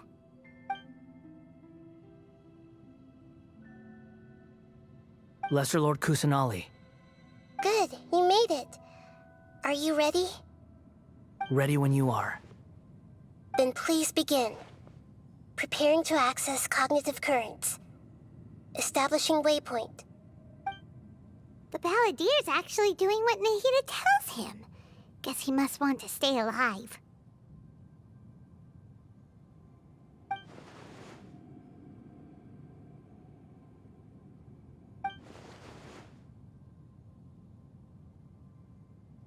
The rest is up to you.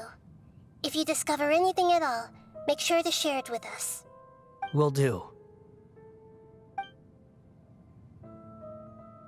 Huh. For once, we're the ones with nothing to do. Traveler, Paimon, would you like to talk?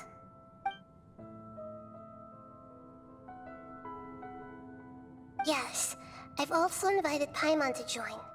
Huh? What the? We can talk to each other inside our heads?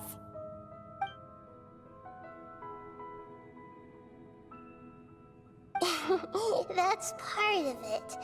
Plus, we're all friends. There's nothing wrong with us talking like this once in a while. Paimon's never tried this before. This is great! So, Paimon's been wanting to ask you something. Don't you think the Balladeer's a bit of a walking contradiction? He's always talking back, but he seems to listen to what you say.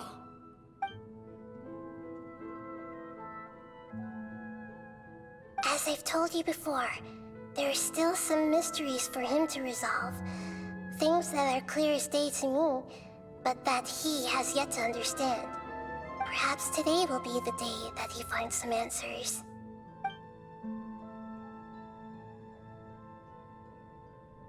Well done. Smart and attentive as always.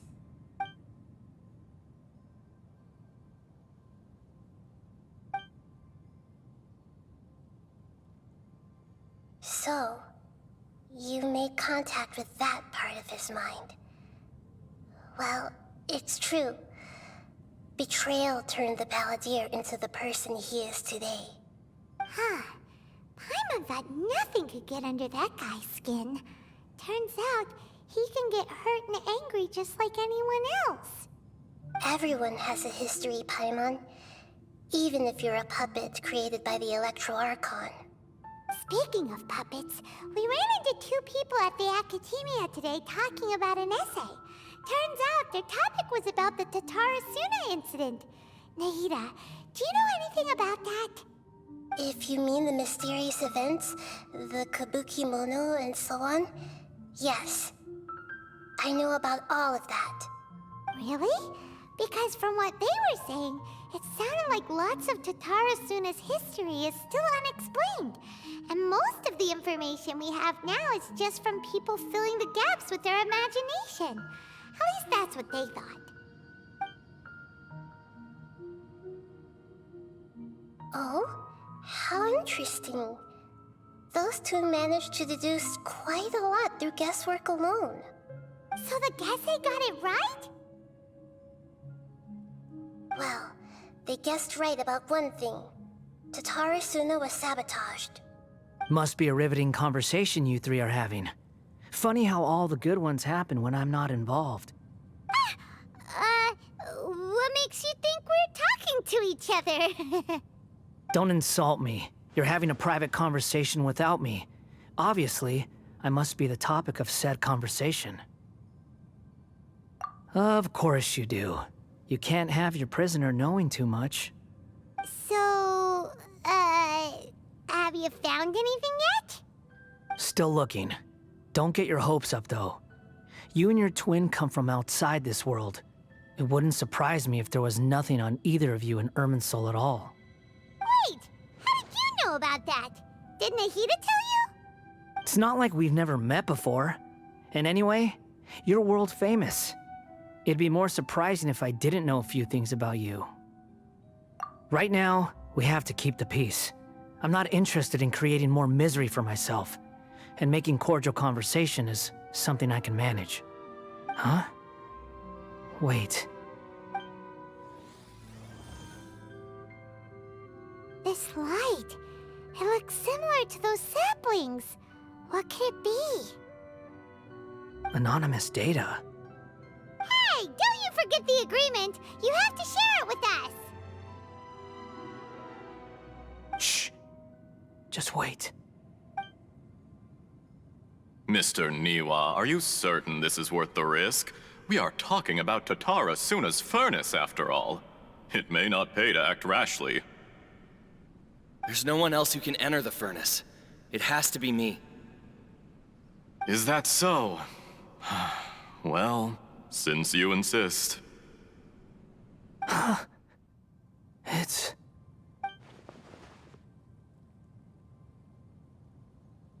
Whoa!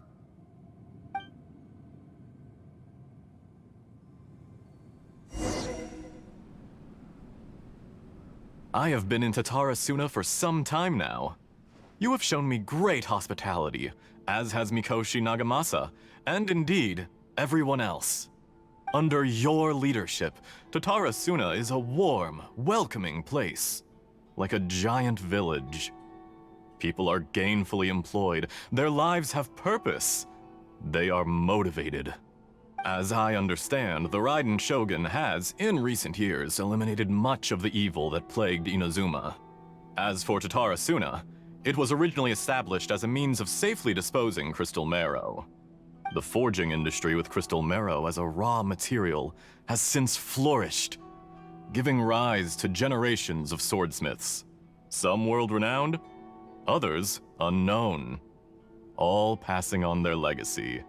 Skills, blood, dreams. Every smith brought into this trade looks to find their purpose between steel and blade. That is why you accepted the proposal brought to you by myself and Akame. Yes, well, were it not for you coming to Inazuma and happening to make Akame's acquaintance, the two of you never would have joined forces. And he would be the first to admit that there's no way he could have revolutionized our forging process like this on his own. At least not on the same timescale. You allowed Akame to take all the credit for a method that you jointly developed. He sold it to me, and now every piece of ore here is smelted using the new technique. Even now, you remain one of Tatara Suna's key consultants, working right here alongside us. I believe it is you, sir, who are truly responsible for the changes in our manufacturing and forging methods. You flatter me. From the outset, I saw much that was commendable in the forging industry of Inazuma, and it has been my great honor to befriend you all. So you say, Escher. But is this really the truth? My good sir, what do you mean? I tried to resist thinking it was all connected, because I didn't want to speculate, and I didn't want to believe that things could turn out this way. What have we gained from adopting your new technology? Ominous black smoke? Mounting production problems? Worker fatigue and casualties are up and continuing to rise at an alarming rate. And recently, as you well know, someone died because of that strange filth inside the furnace. We've kept the truth from spreading outside, but still, I suspect you understand it better than I do. None of the people who went out to get help have come back. Now, our mutual friend, the Kabuki Mono, is taking the Golden Feather to Narukami Island to seek an audience with Shogun. This is our last hope. But that doesn't faze you, does it, Escher? Nothing does. Otherwise, why would you still be standing there with that smile on your face? I'm just surprised that you finally chose to be so sincere. I'm sure you've been harboring these suspicions for quite some time. Mikoshi Nagamasa may have noticed that there was one common denominator among all these events. Namely you, Escher. But Mr. Mikoshi is more cautious than I. He does things by the book. After all, Nagamasa is the adopted son of Mikoshi Torichio, the yokai struck down by the Shogun's own hand. If he truly seeks to redeem his family's honor, an abundance of caution is well advised. You're well informed on the subtleties of his situation for a mechanic all the way from Fontaine. Are you sure you're not a little overqualified? Why, Mr. Niwa, are you suggesting I find a job as a diplomat? Sadly, I am so very attached to my craft. Enough, Escher. I'm here because an evil force is raging inside the furnace. And someone needs to take your new device inside the high-risk zone so we can absorb it and put an end to the problem. I'm in charge here. And I'm about to take some responsibility and head inside. Probably to my death. But what about you? What are you still doing here? Judging from the look in your eyes, you don't seem to trust me. Drop the act! We're past that now. Whoever you are, it looks like your plan to destroy Tatara Suna has worked. I just want to know what you're still doing here. What's left? Don't you have all your answers by now? Honestly, I'm just waiting for the right moment. A moment like this, where you finish talking and I stop you from entering the furnace. You...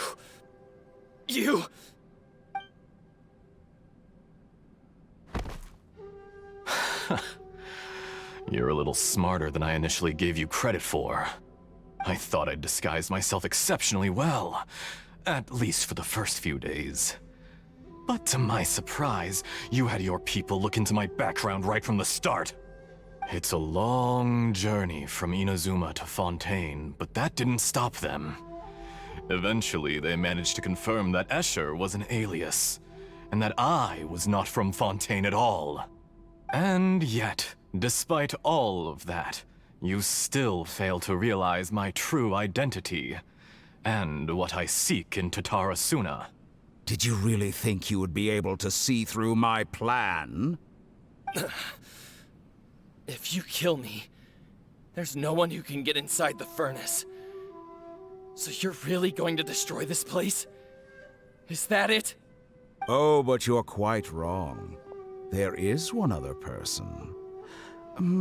Some may not see him as a person, but you told him yourself. You're not a puppet. You're a human. You're just missing a heart. Whoever you're working for won't get away with this. They'll be found out. But this makes no sense. What are you really trying to accomplish by all this? Why go to all this trouble? It's no trouble at all. Patience is a virtue which I have in abundance. This is all part of a carefully controlled experiment. If you must know, I'm happy to divulge my true identity. I'm a Fatui Harbinger. Call me the Doctor. The Fatui? Who? What do you want? Just to create a minor inconvenience for your nation. That's it? That's why you gave us your cursed technology? Just to let loose the evil energy from the crystal marrow? Look how even the righteous soul is filled with venom when faced with its demise. My device functions precisely as you say. It is the only chance you have of preventing a catastrophe and keeping the truth from the outside world. However, I did not make it with you in mind. It is easier for a person to be possessed by evil spirits when they are filled with hate. So give in to your fury. I want to see what happens when a malevolent heart is placed into an unsuspecting puppet. Make no mistake, even without you, that pure, innocent puppet would only end up being used by someone else instead. What other reason would a human have for befriending one who is not of our kind?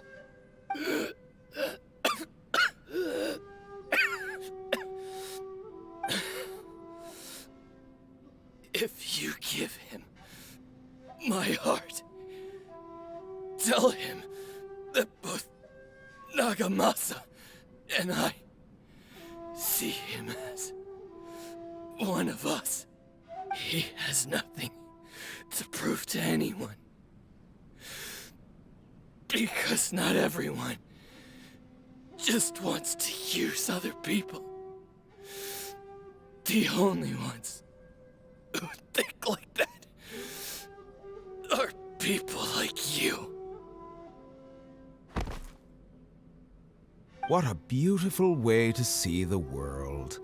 It almost makes me feel a little guilty. Then out of respect for you, I shall redefine myself. Think of me as a monster or a demon, if you wish. At least this way your death is not a consequence of your own folly turning you into an easy target. You simply lost to something more powerful than you could ever hope to defeat. I say, Mr. Niwa, let's see what happens. Will your puppet friend become a human? No, that will prove quite impossible. Mr. Niwa? Already dead. What a pity.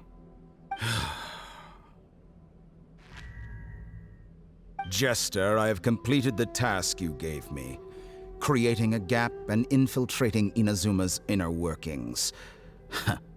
What fun it was. I'd like to introduce a puppet to you. If he proves useful, let's make him our newest comrade. And if not, let's turn him to dust.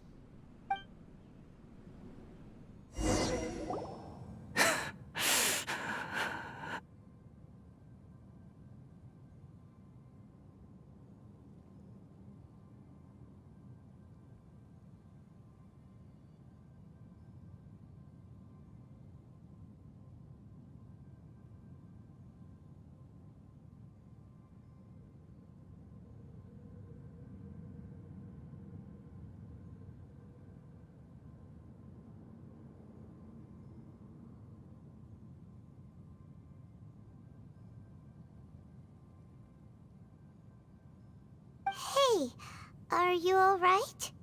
Dottore.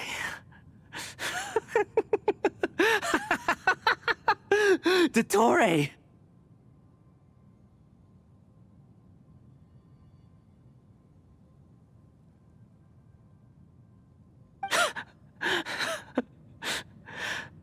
Good. Good. Was that the doctor? Did he turn into a mechanic from Fontaine? But why did we see things from his perspective?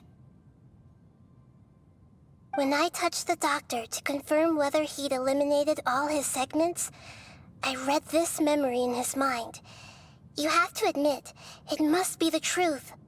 Maybe so, but it means nothing. Does it? But this memory shows that Niwa didn't betray you. He never meant for you to be the one to take the device into the furnace. You know very well what that means. Even more so than I.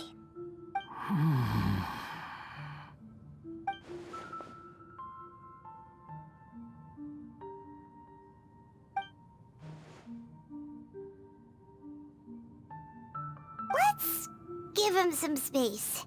He looks really mad. Paimon doesn't want to be anywhere near him right now. We need to give him some time to process his emotions. Paimon's still confused about the Tatarasuna incident. So, the doctor was behind it, but why has that gotten him so worked up? Nobody has ever deceived you like that, Paimon. It's natural that you find it difficult to understand. Perhaps he needed to learn this someday. So now you have the complete picture. Katsuragi took the Kabuki Mono to live with the people of Tatarasuna. Later, the doctor showed up, disguised as a mechanic from Fontaine. And that's when the trouble began. It was all a horrific experiment planned by the doctor. Everything he did was just to plant seeds of disaster in Inazuma that would bear fruit in the future. Of all the unwitting participants in the doctor's experiment, the balladeer became the main test subject. After the events you just saw in that memory, the doctor put Niwa's heart into the device and handed it to the balladeer. Then, he instructed him to enter the furnace and absorb all the filth caused by the smelting process. The load was far beyond what he expected, but the balladeer survived. He left the furnace in sheer exhaustion and said to the mechanic, "This device seems to have protected me. What's in it?" The mechanic answered, "Niwa fled this place for fear of punishment, but he left you a gift. He said it's the one thing that you've been looking for." He took it straight from the chest of one of his innocent servants. The mechanic removed the withered heart from the device as he spoke. The balladeer was stunned that such unthinkable cruelty had brought him the thing he'd been longing for his entire life. A heart acquired through cold-blooded murder is a cursed thing, but it has protected him from the filth. He thought Niwa had completely betrayed him, and yet this very betrayal had ensured his survival. Overwhelmed with anger and sorrow, the balladeer threw the heart to the ground and left Tatarasuna without looking back. Holy moly. So the doctor killed an innocent man and pinned everything on the victim? That's terrible.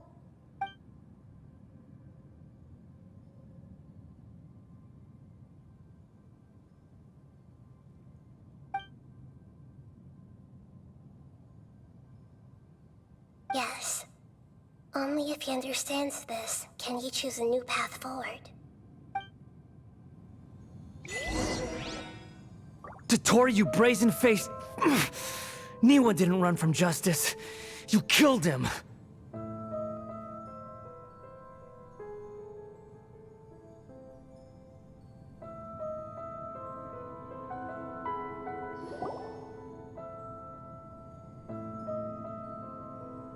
Shall we see how he's doing?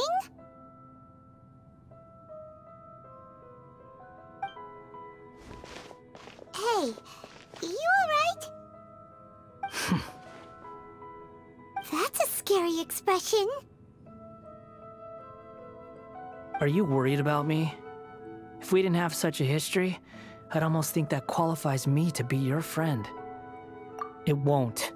I'll keep my end of the deal. Hey, are you investigating the stuff we want to know about? That's why we're here. But unfortunately, there's no information about the Descenders in Irminsul. Even if you can't find anything, that seems to confirm it. Irminsul does not keep records on the Descenders. Anyone who comes from beyond this world is not counted as part of Teyvat. Oh, does that mean we have to leave empty-handed?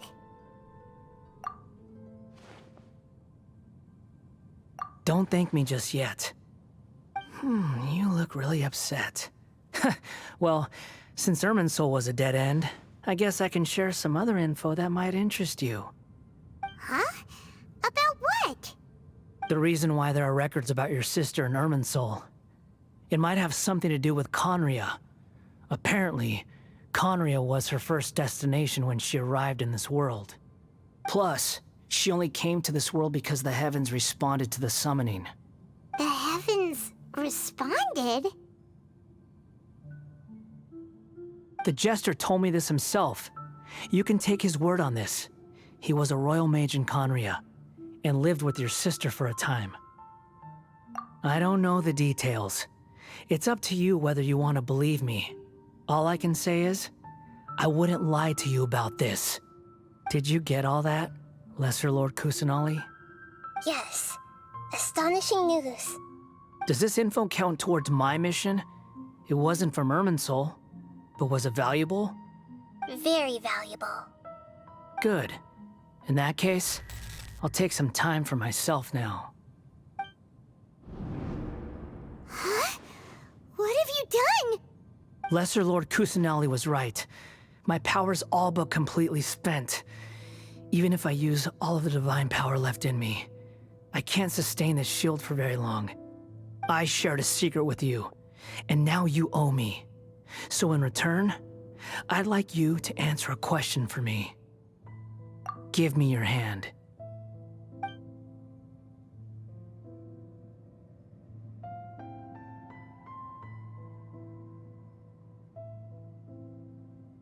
Can you hear my voice inside your head?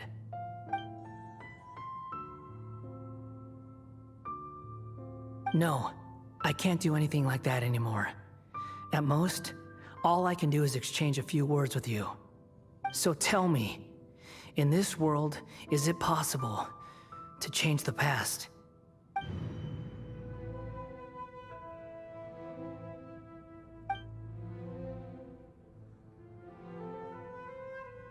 Done. Huh? What the? What happened? Paimon only saw you hold hands for a second. Nothing. I was just thanking him for helping me.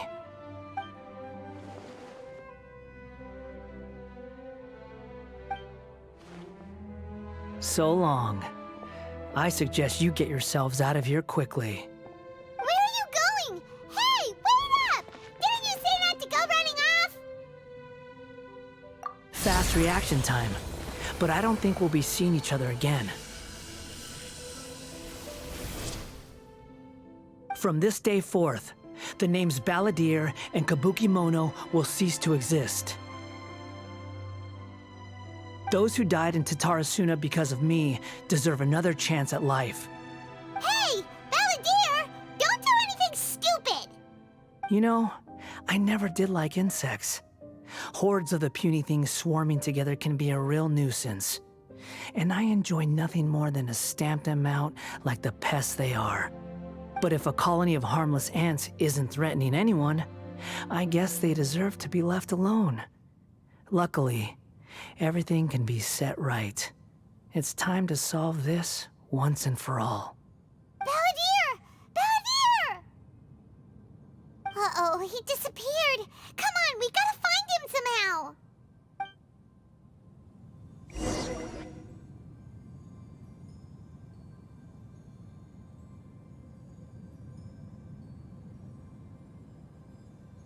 Oh no, he's really gone! Oh, can you hear me? Nahida! Traveler, Paimon, Balladeer, what happened just now? I was suddenly cut off by some kind of power. It was the Balladeer's fault. He shut you out! I didn't think he'd be capable of something like that with so little power left. Did he keep some of his power hidden when he was defeated? Or did he achieve something beyond his abilities, and it took everything he had? Where the heck did he go? Ugh, it's all our fault. We were supposed to keep an eye on him. Sorry, Nahida. Don't be. It's not your fault. Please, let me handle this from here, even though I'm not sure I can solve it. We're running out of time. Follow my lead and get out of Irminsul as soon as possible.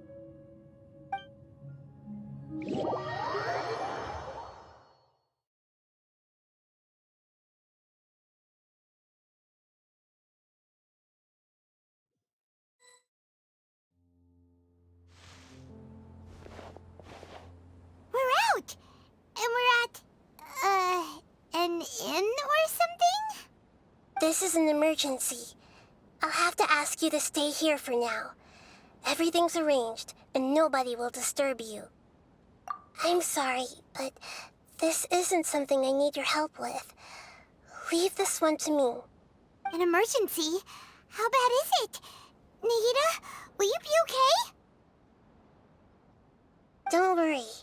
If my assessment is correct, though there may be some minor disturbances, it won't lead to a disaster. Please rest and recover your strength here until I say it's safe. Her voice has gone. Paimon can't shake the feeling that something really big has happened. What do you think the Balladeer meant? And why did he suddenly grab onto you before?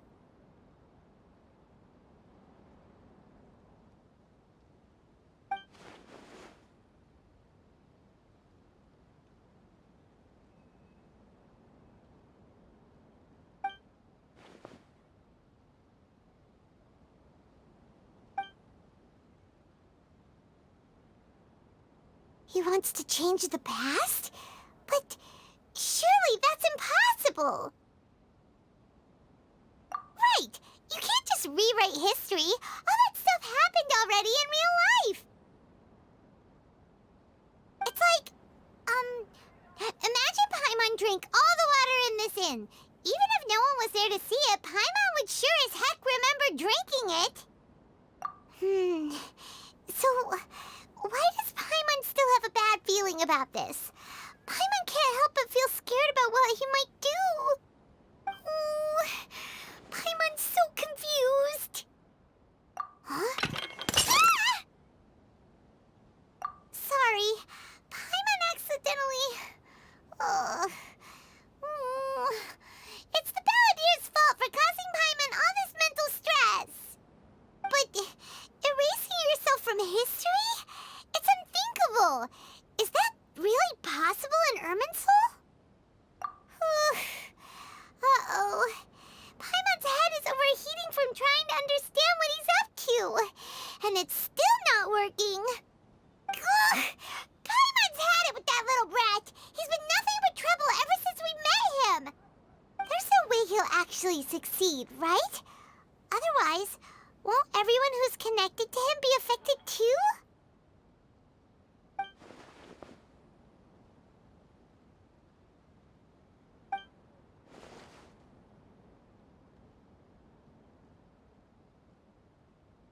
There's nothing we can do about it at this point. Hey, have you got any ideas on what we should do next? Seems like now there's nothing left for us to do but to go to sleep. But Paimon's still so worried. Paimon won't be able to sleep a wink tonight. So, how about, we list all our favorite foods to take our mind off things? Heck, if that doesn't work, Paimon's probably gonna collapse of anxiety here. Alright, Paimon will start. First dish. Munstack grilled fish. Oh, and chicken mushroom skewers. Tea break pancakes. Cream stew. Sauteed matsutake. And Drayan chili chicken. Almond tofu. Satisfying salad. Also, Adeptus Temptation, golden shrimp balls, triple layered consomme, lotus seed and bird egg soup, and...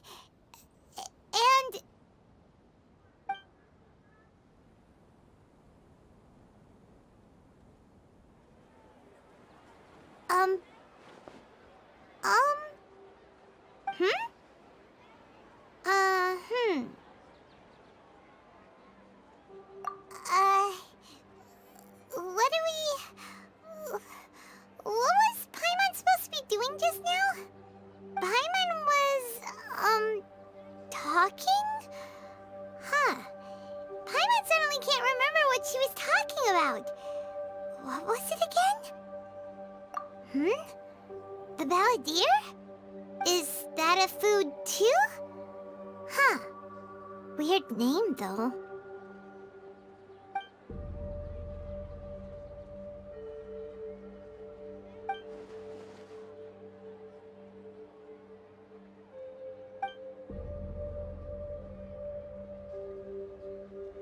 What's wrong? Your eyes are like saucers. Was it something Paimon said? So, the Balladeer. Is that someone's name? 'Cause it sounds like a nickname or something.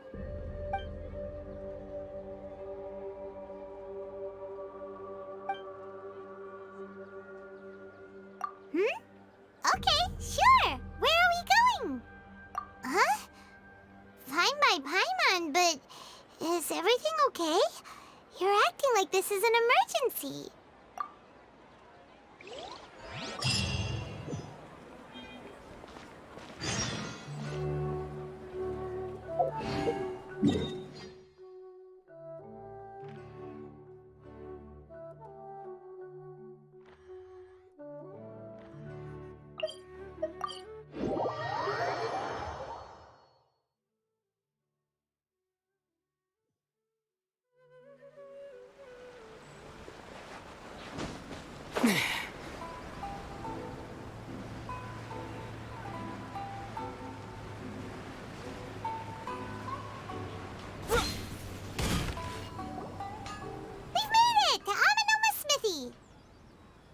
Ah, it's been a while.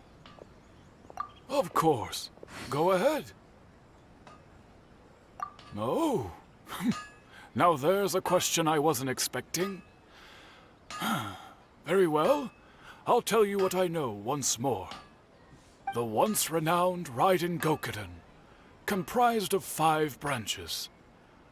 Amenoma, Futsu, Ishin, Hyakume, and Senju. The art of forging practiced by these 5 clans was first taught to them personally by the almighty Shogun. Over time, the 5 branches diverged from one another as generations of bladesmiths honed and perfected their craft until they became 5 distinct traditions. Most of the great swordsmith clans of old have since fallen into decline, and for a long time, only the Amenoma branch kept its art alive. But fortunately, Kaedehara Kazuha recently returned to Inazuma and took up the mantle of the Ishin art. Now, 2 clans remain of the original Gokuden 5. If my memory serves me right, you yourself were present when he forged the Ishin blade. Oh yeah, we were! Paimon remembers that now. We learned a bit about the decline of the Raiden Gokuden then, too. It seems like such a shame. That, my friends, is a tragic tale indeed. In fact, this was not made known to me for most of my life. All these years, I knew of those great clans' demise, but never the cause. Only recently, when the question was on my mind, did I ask Kaedehara Kazuha about this. He told me that, As we are both heirs to a branch of the Raiden Gokunin, it was right that I should know the truth. There is no harm in telling you, but I must warn you. It is a dark and sorrowful tale. The Raiden Gokunin were the targets of a murderous rampage by a vengeful bladesmith. Vengeful? Why? 400 years ago, so I'm told, there was a catastrophic malfunction in Tatara Suna's furnace. One brave swordsmith heard the commotion and chose not to flee, but he rushed to the scene, hoping to prevent a disaster. Tatara Suna was home to a state-of-the-art forging and smelting operation in that day, and overseeing it was the armory officer. His surname was Niwa, though he had family ties to the Kaedehara clan. Knowing that they had just one chance to save countless lives, Mr. Niwa and the swordsmith leaped together into the furnace. The furnace quickly stabilized, but neither of them made it out. The smith's death, though heroic, dealt a devastating blow to his family's fortunes. His orphaned son was left to fend for himself, and grew up deeply resentful at the world. In his heart, the whole of Inazuma was culpable in his tragedy. He hated the almighty Shogun for her apparent indifference towards his father's death, and he hated everyone who had done nothing to try and save him. Powerless and destitute, the only legacy he had to pass on to his children was his hatred. Generation after generation bore this grudge, living in utter misery. Alas, if only the story could have ended there. But 100 years ago, the then head of this family reached the end of his wits. He could bear their fate no longer, and yet he could do nothing to change it. Finally, he made a drastic decision to take revenge on the Raiden Gokunin.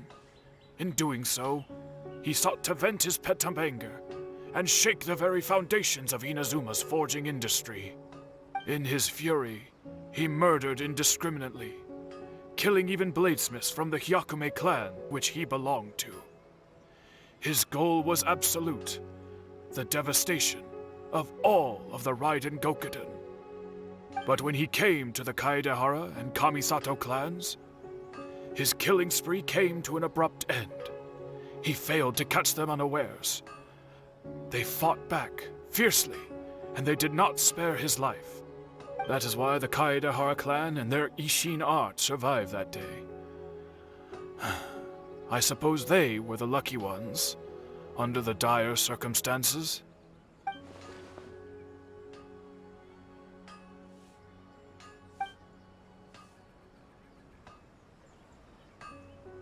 Was there anything else you wanted to ask? Kazuha? Why, yes. Just yesterday, in fact. We spoke for a while over some tea. He seemed well.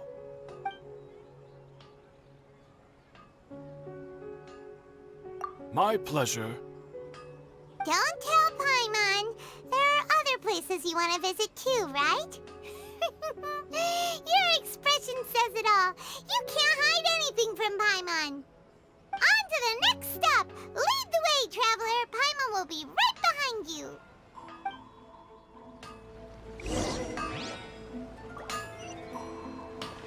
Okay. We're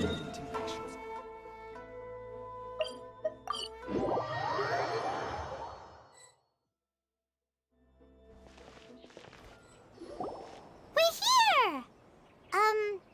This is the Yashiro Commission's headquarters, so... Traveler, it's been a while.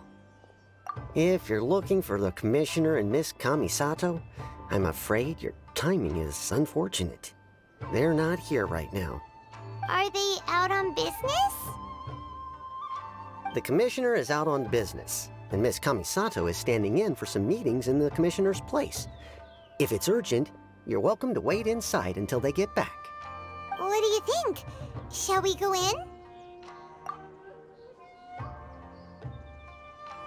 If it were anyone else, I couldn't allow it. But seeing as you're so close with the Commissioner and Miss Kamisato, I think it should be okay. We'll be heading in then. Thanks!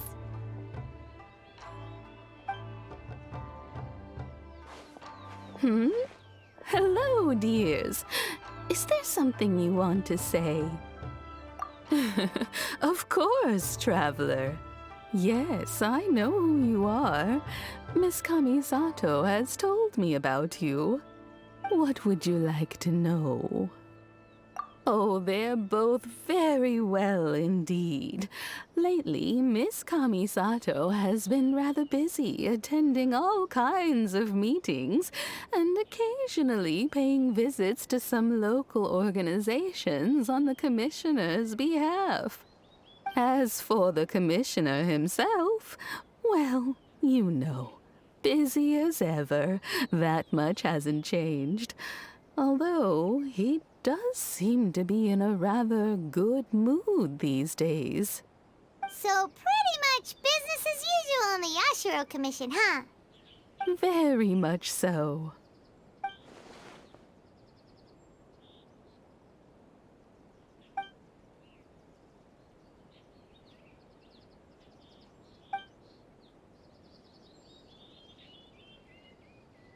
Well, got any more questions? You're very welcome. In fact, I would love nothing more than for you to come and visit more often. But I'm sure you must be far too busy to have time for that. Miss Kamisato talks about you all the time. She seems so thrilled to have you as a friend, and she's always saying how talented you are and how much she admires you. I must say, many things in Inazuma seem to have taken a turn for the better since you arrived here. So you're not just Miss Kamisato's knight in shining armor, you know. You're a hero to us all. I mean it. Whenever the Commissioner dines at home, Toma always joins him. I always find myself at my most relaxed when I'm serving the two of them and listening to them chat away. The Commissioner has such a busy schedule that he doesn't always have the chance to take his meals at home. But given the opportunity, he always prefers to dine here. They say it's because Toma's a much better chef than most. Oh, the Commissioner is so fond of home comforts. They get to talking about you sometimes, too, you know. Always with a very fond tone. The way one would talk about dear old friends around whom one can truly be themselves. Miss Kamisato occasionally joins them as well. Whenever the whole family gets together and they start talking about people they've met and experiences they've had, you always get a mention.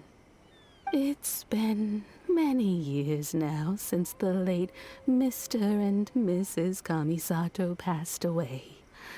Much has happened in the Kamisato clan in that time.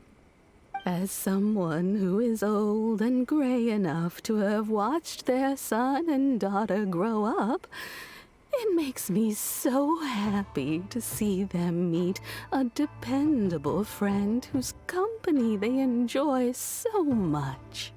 So, in the future, if you ever do have the time, please know you are always very welcome at the Yashiro Commission headquarters. There will always be at least one old lady who would be delighted to have the pleasure of your company. Wonderful. Thank you. Paimon likes it here too. Also, you were saying something about the food here being really great. Paimon everyone's itching to try it. We may just have to invite ourselves around for dinner sometime. Paimon meant we should come pay a visit again real soon. Ideally around dinner time. Of course. You're always welcome.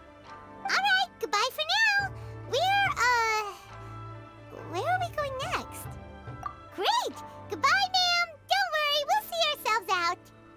All right, then. Take care now. Hope to see you soon. Oh, are you two leaving already? Yep, everything's taken care of now. Don't worry. Very well. Safe travels. Goodbye.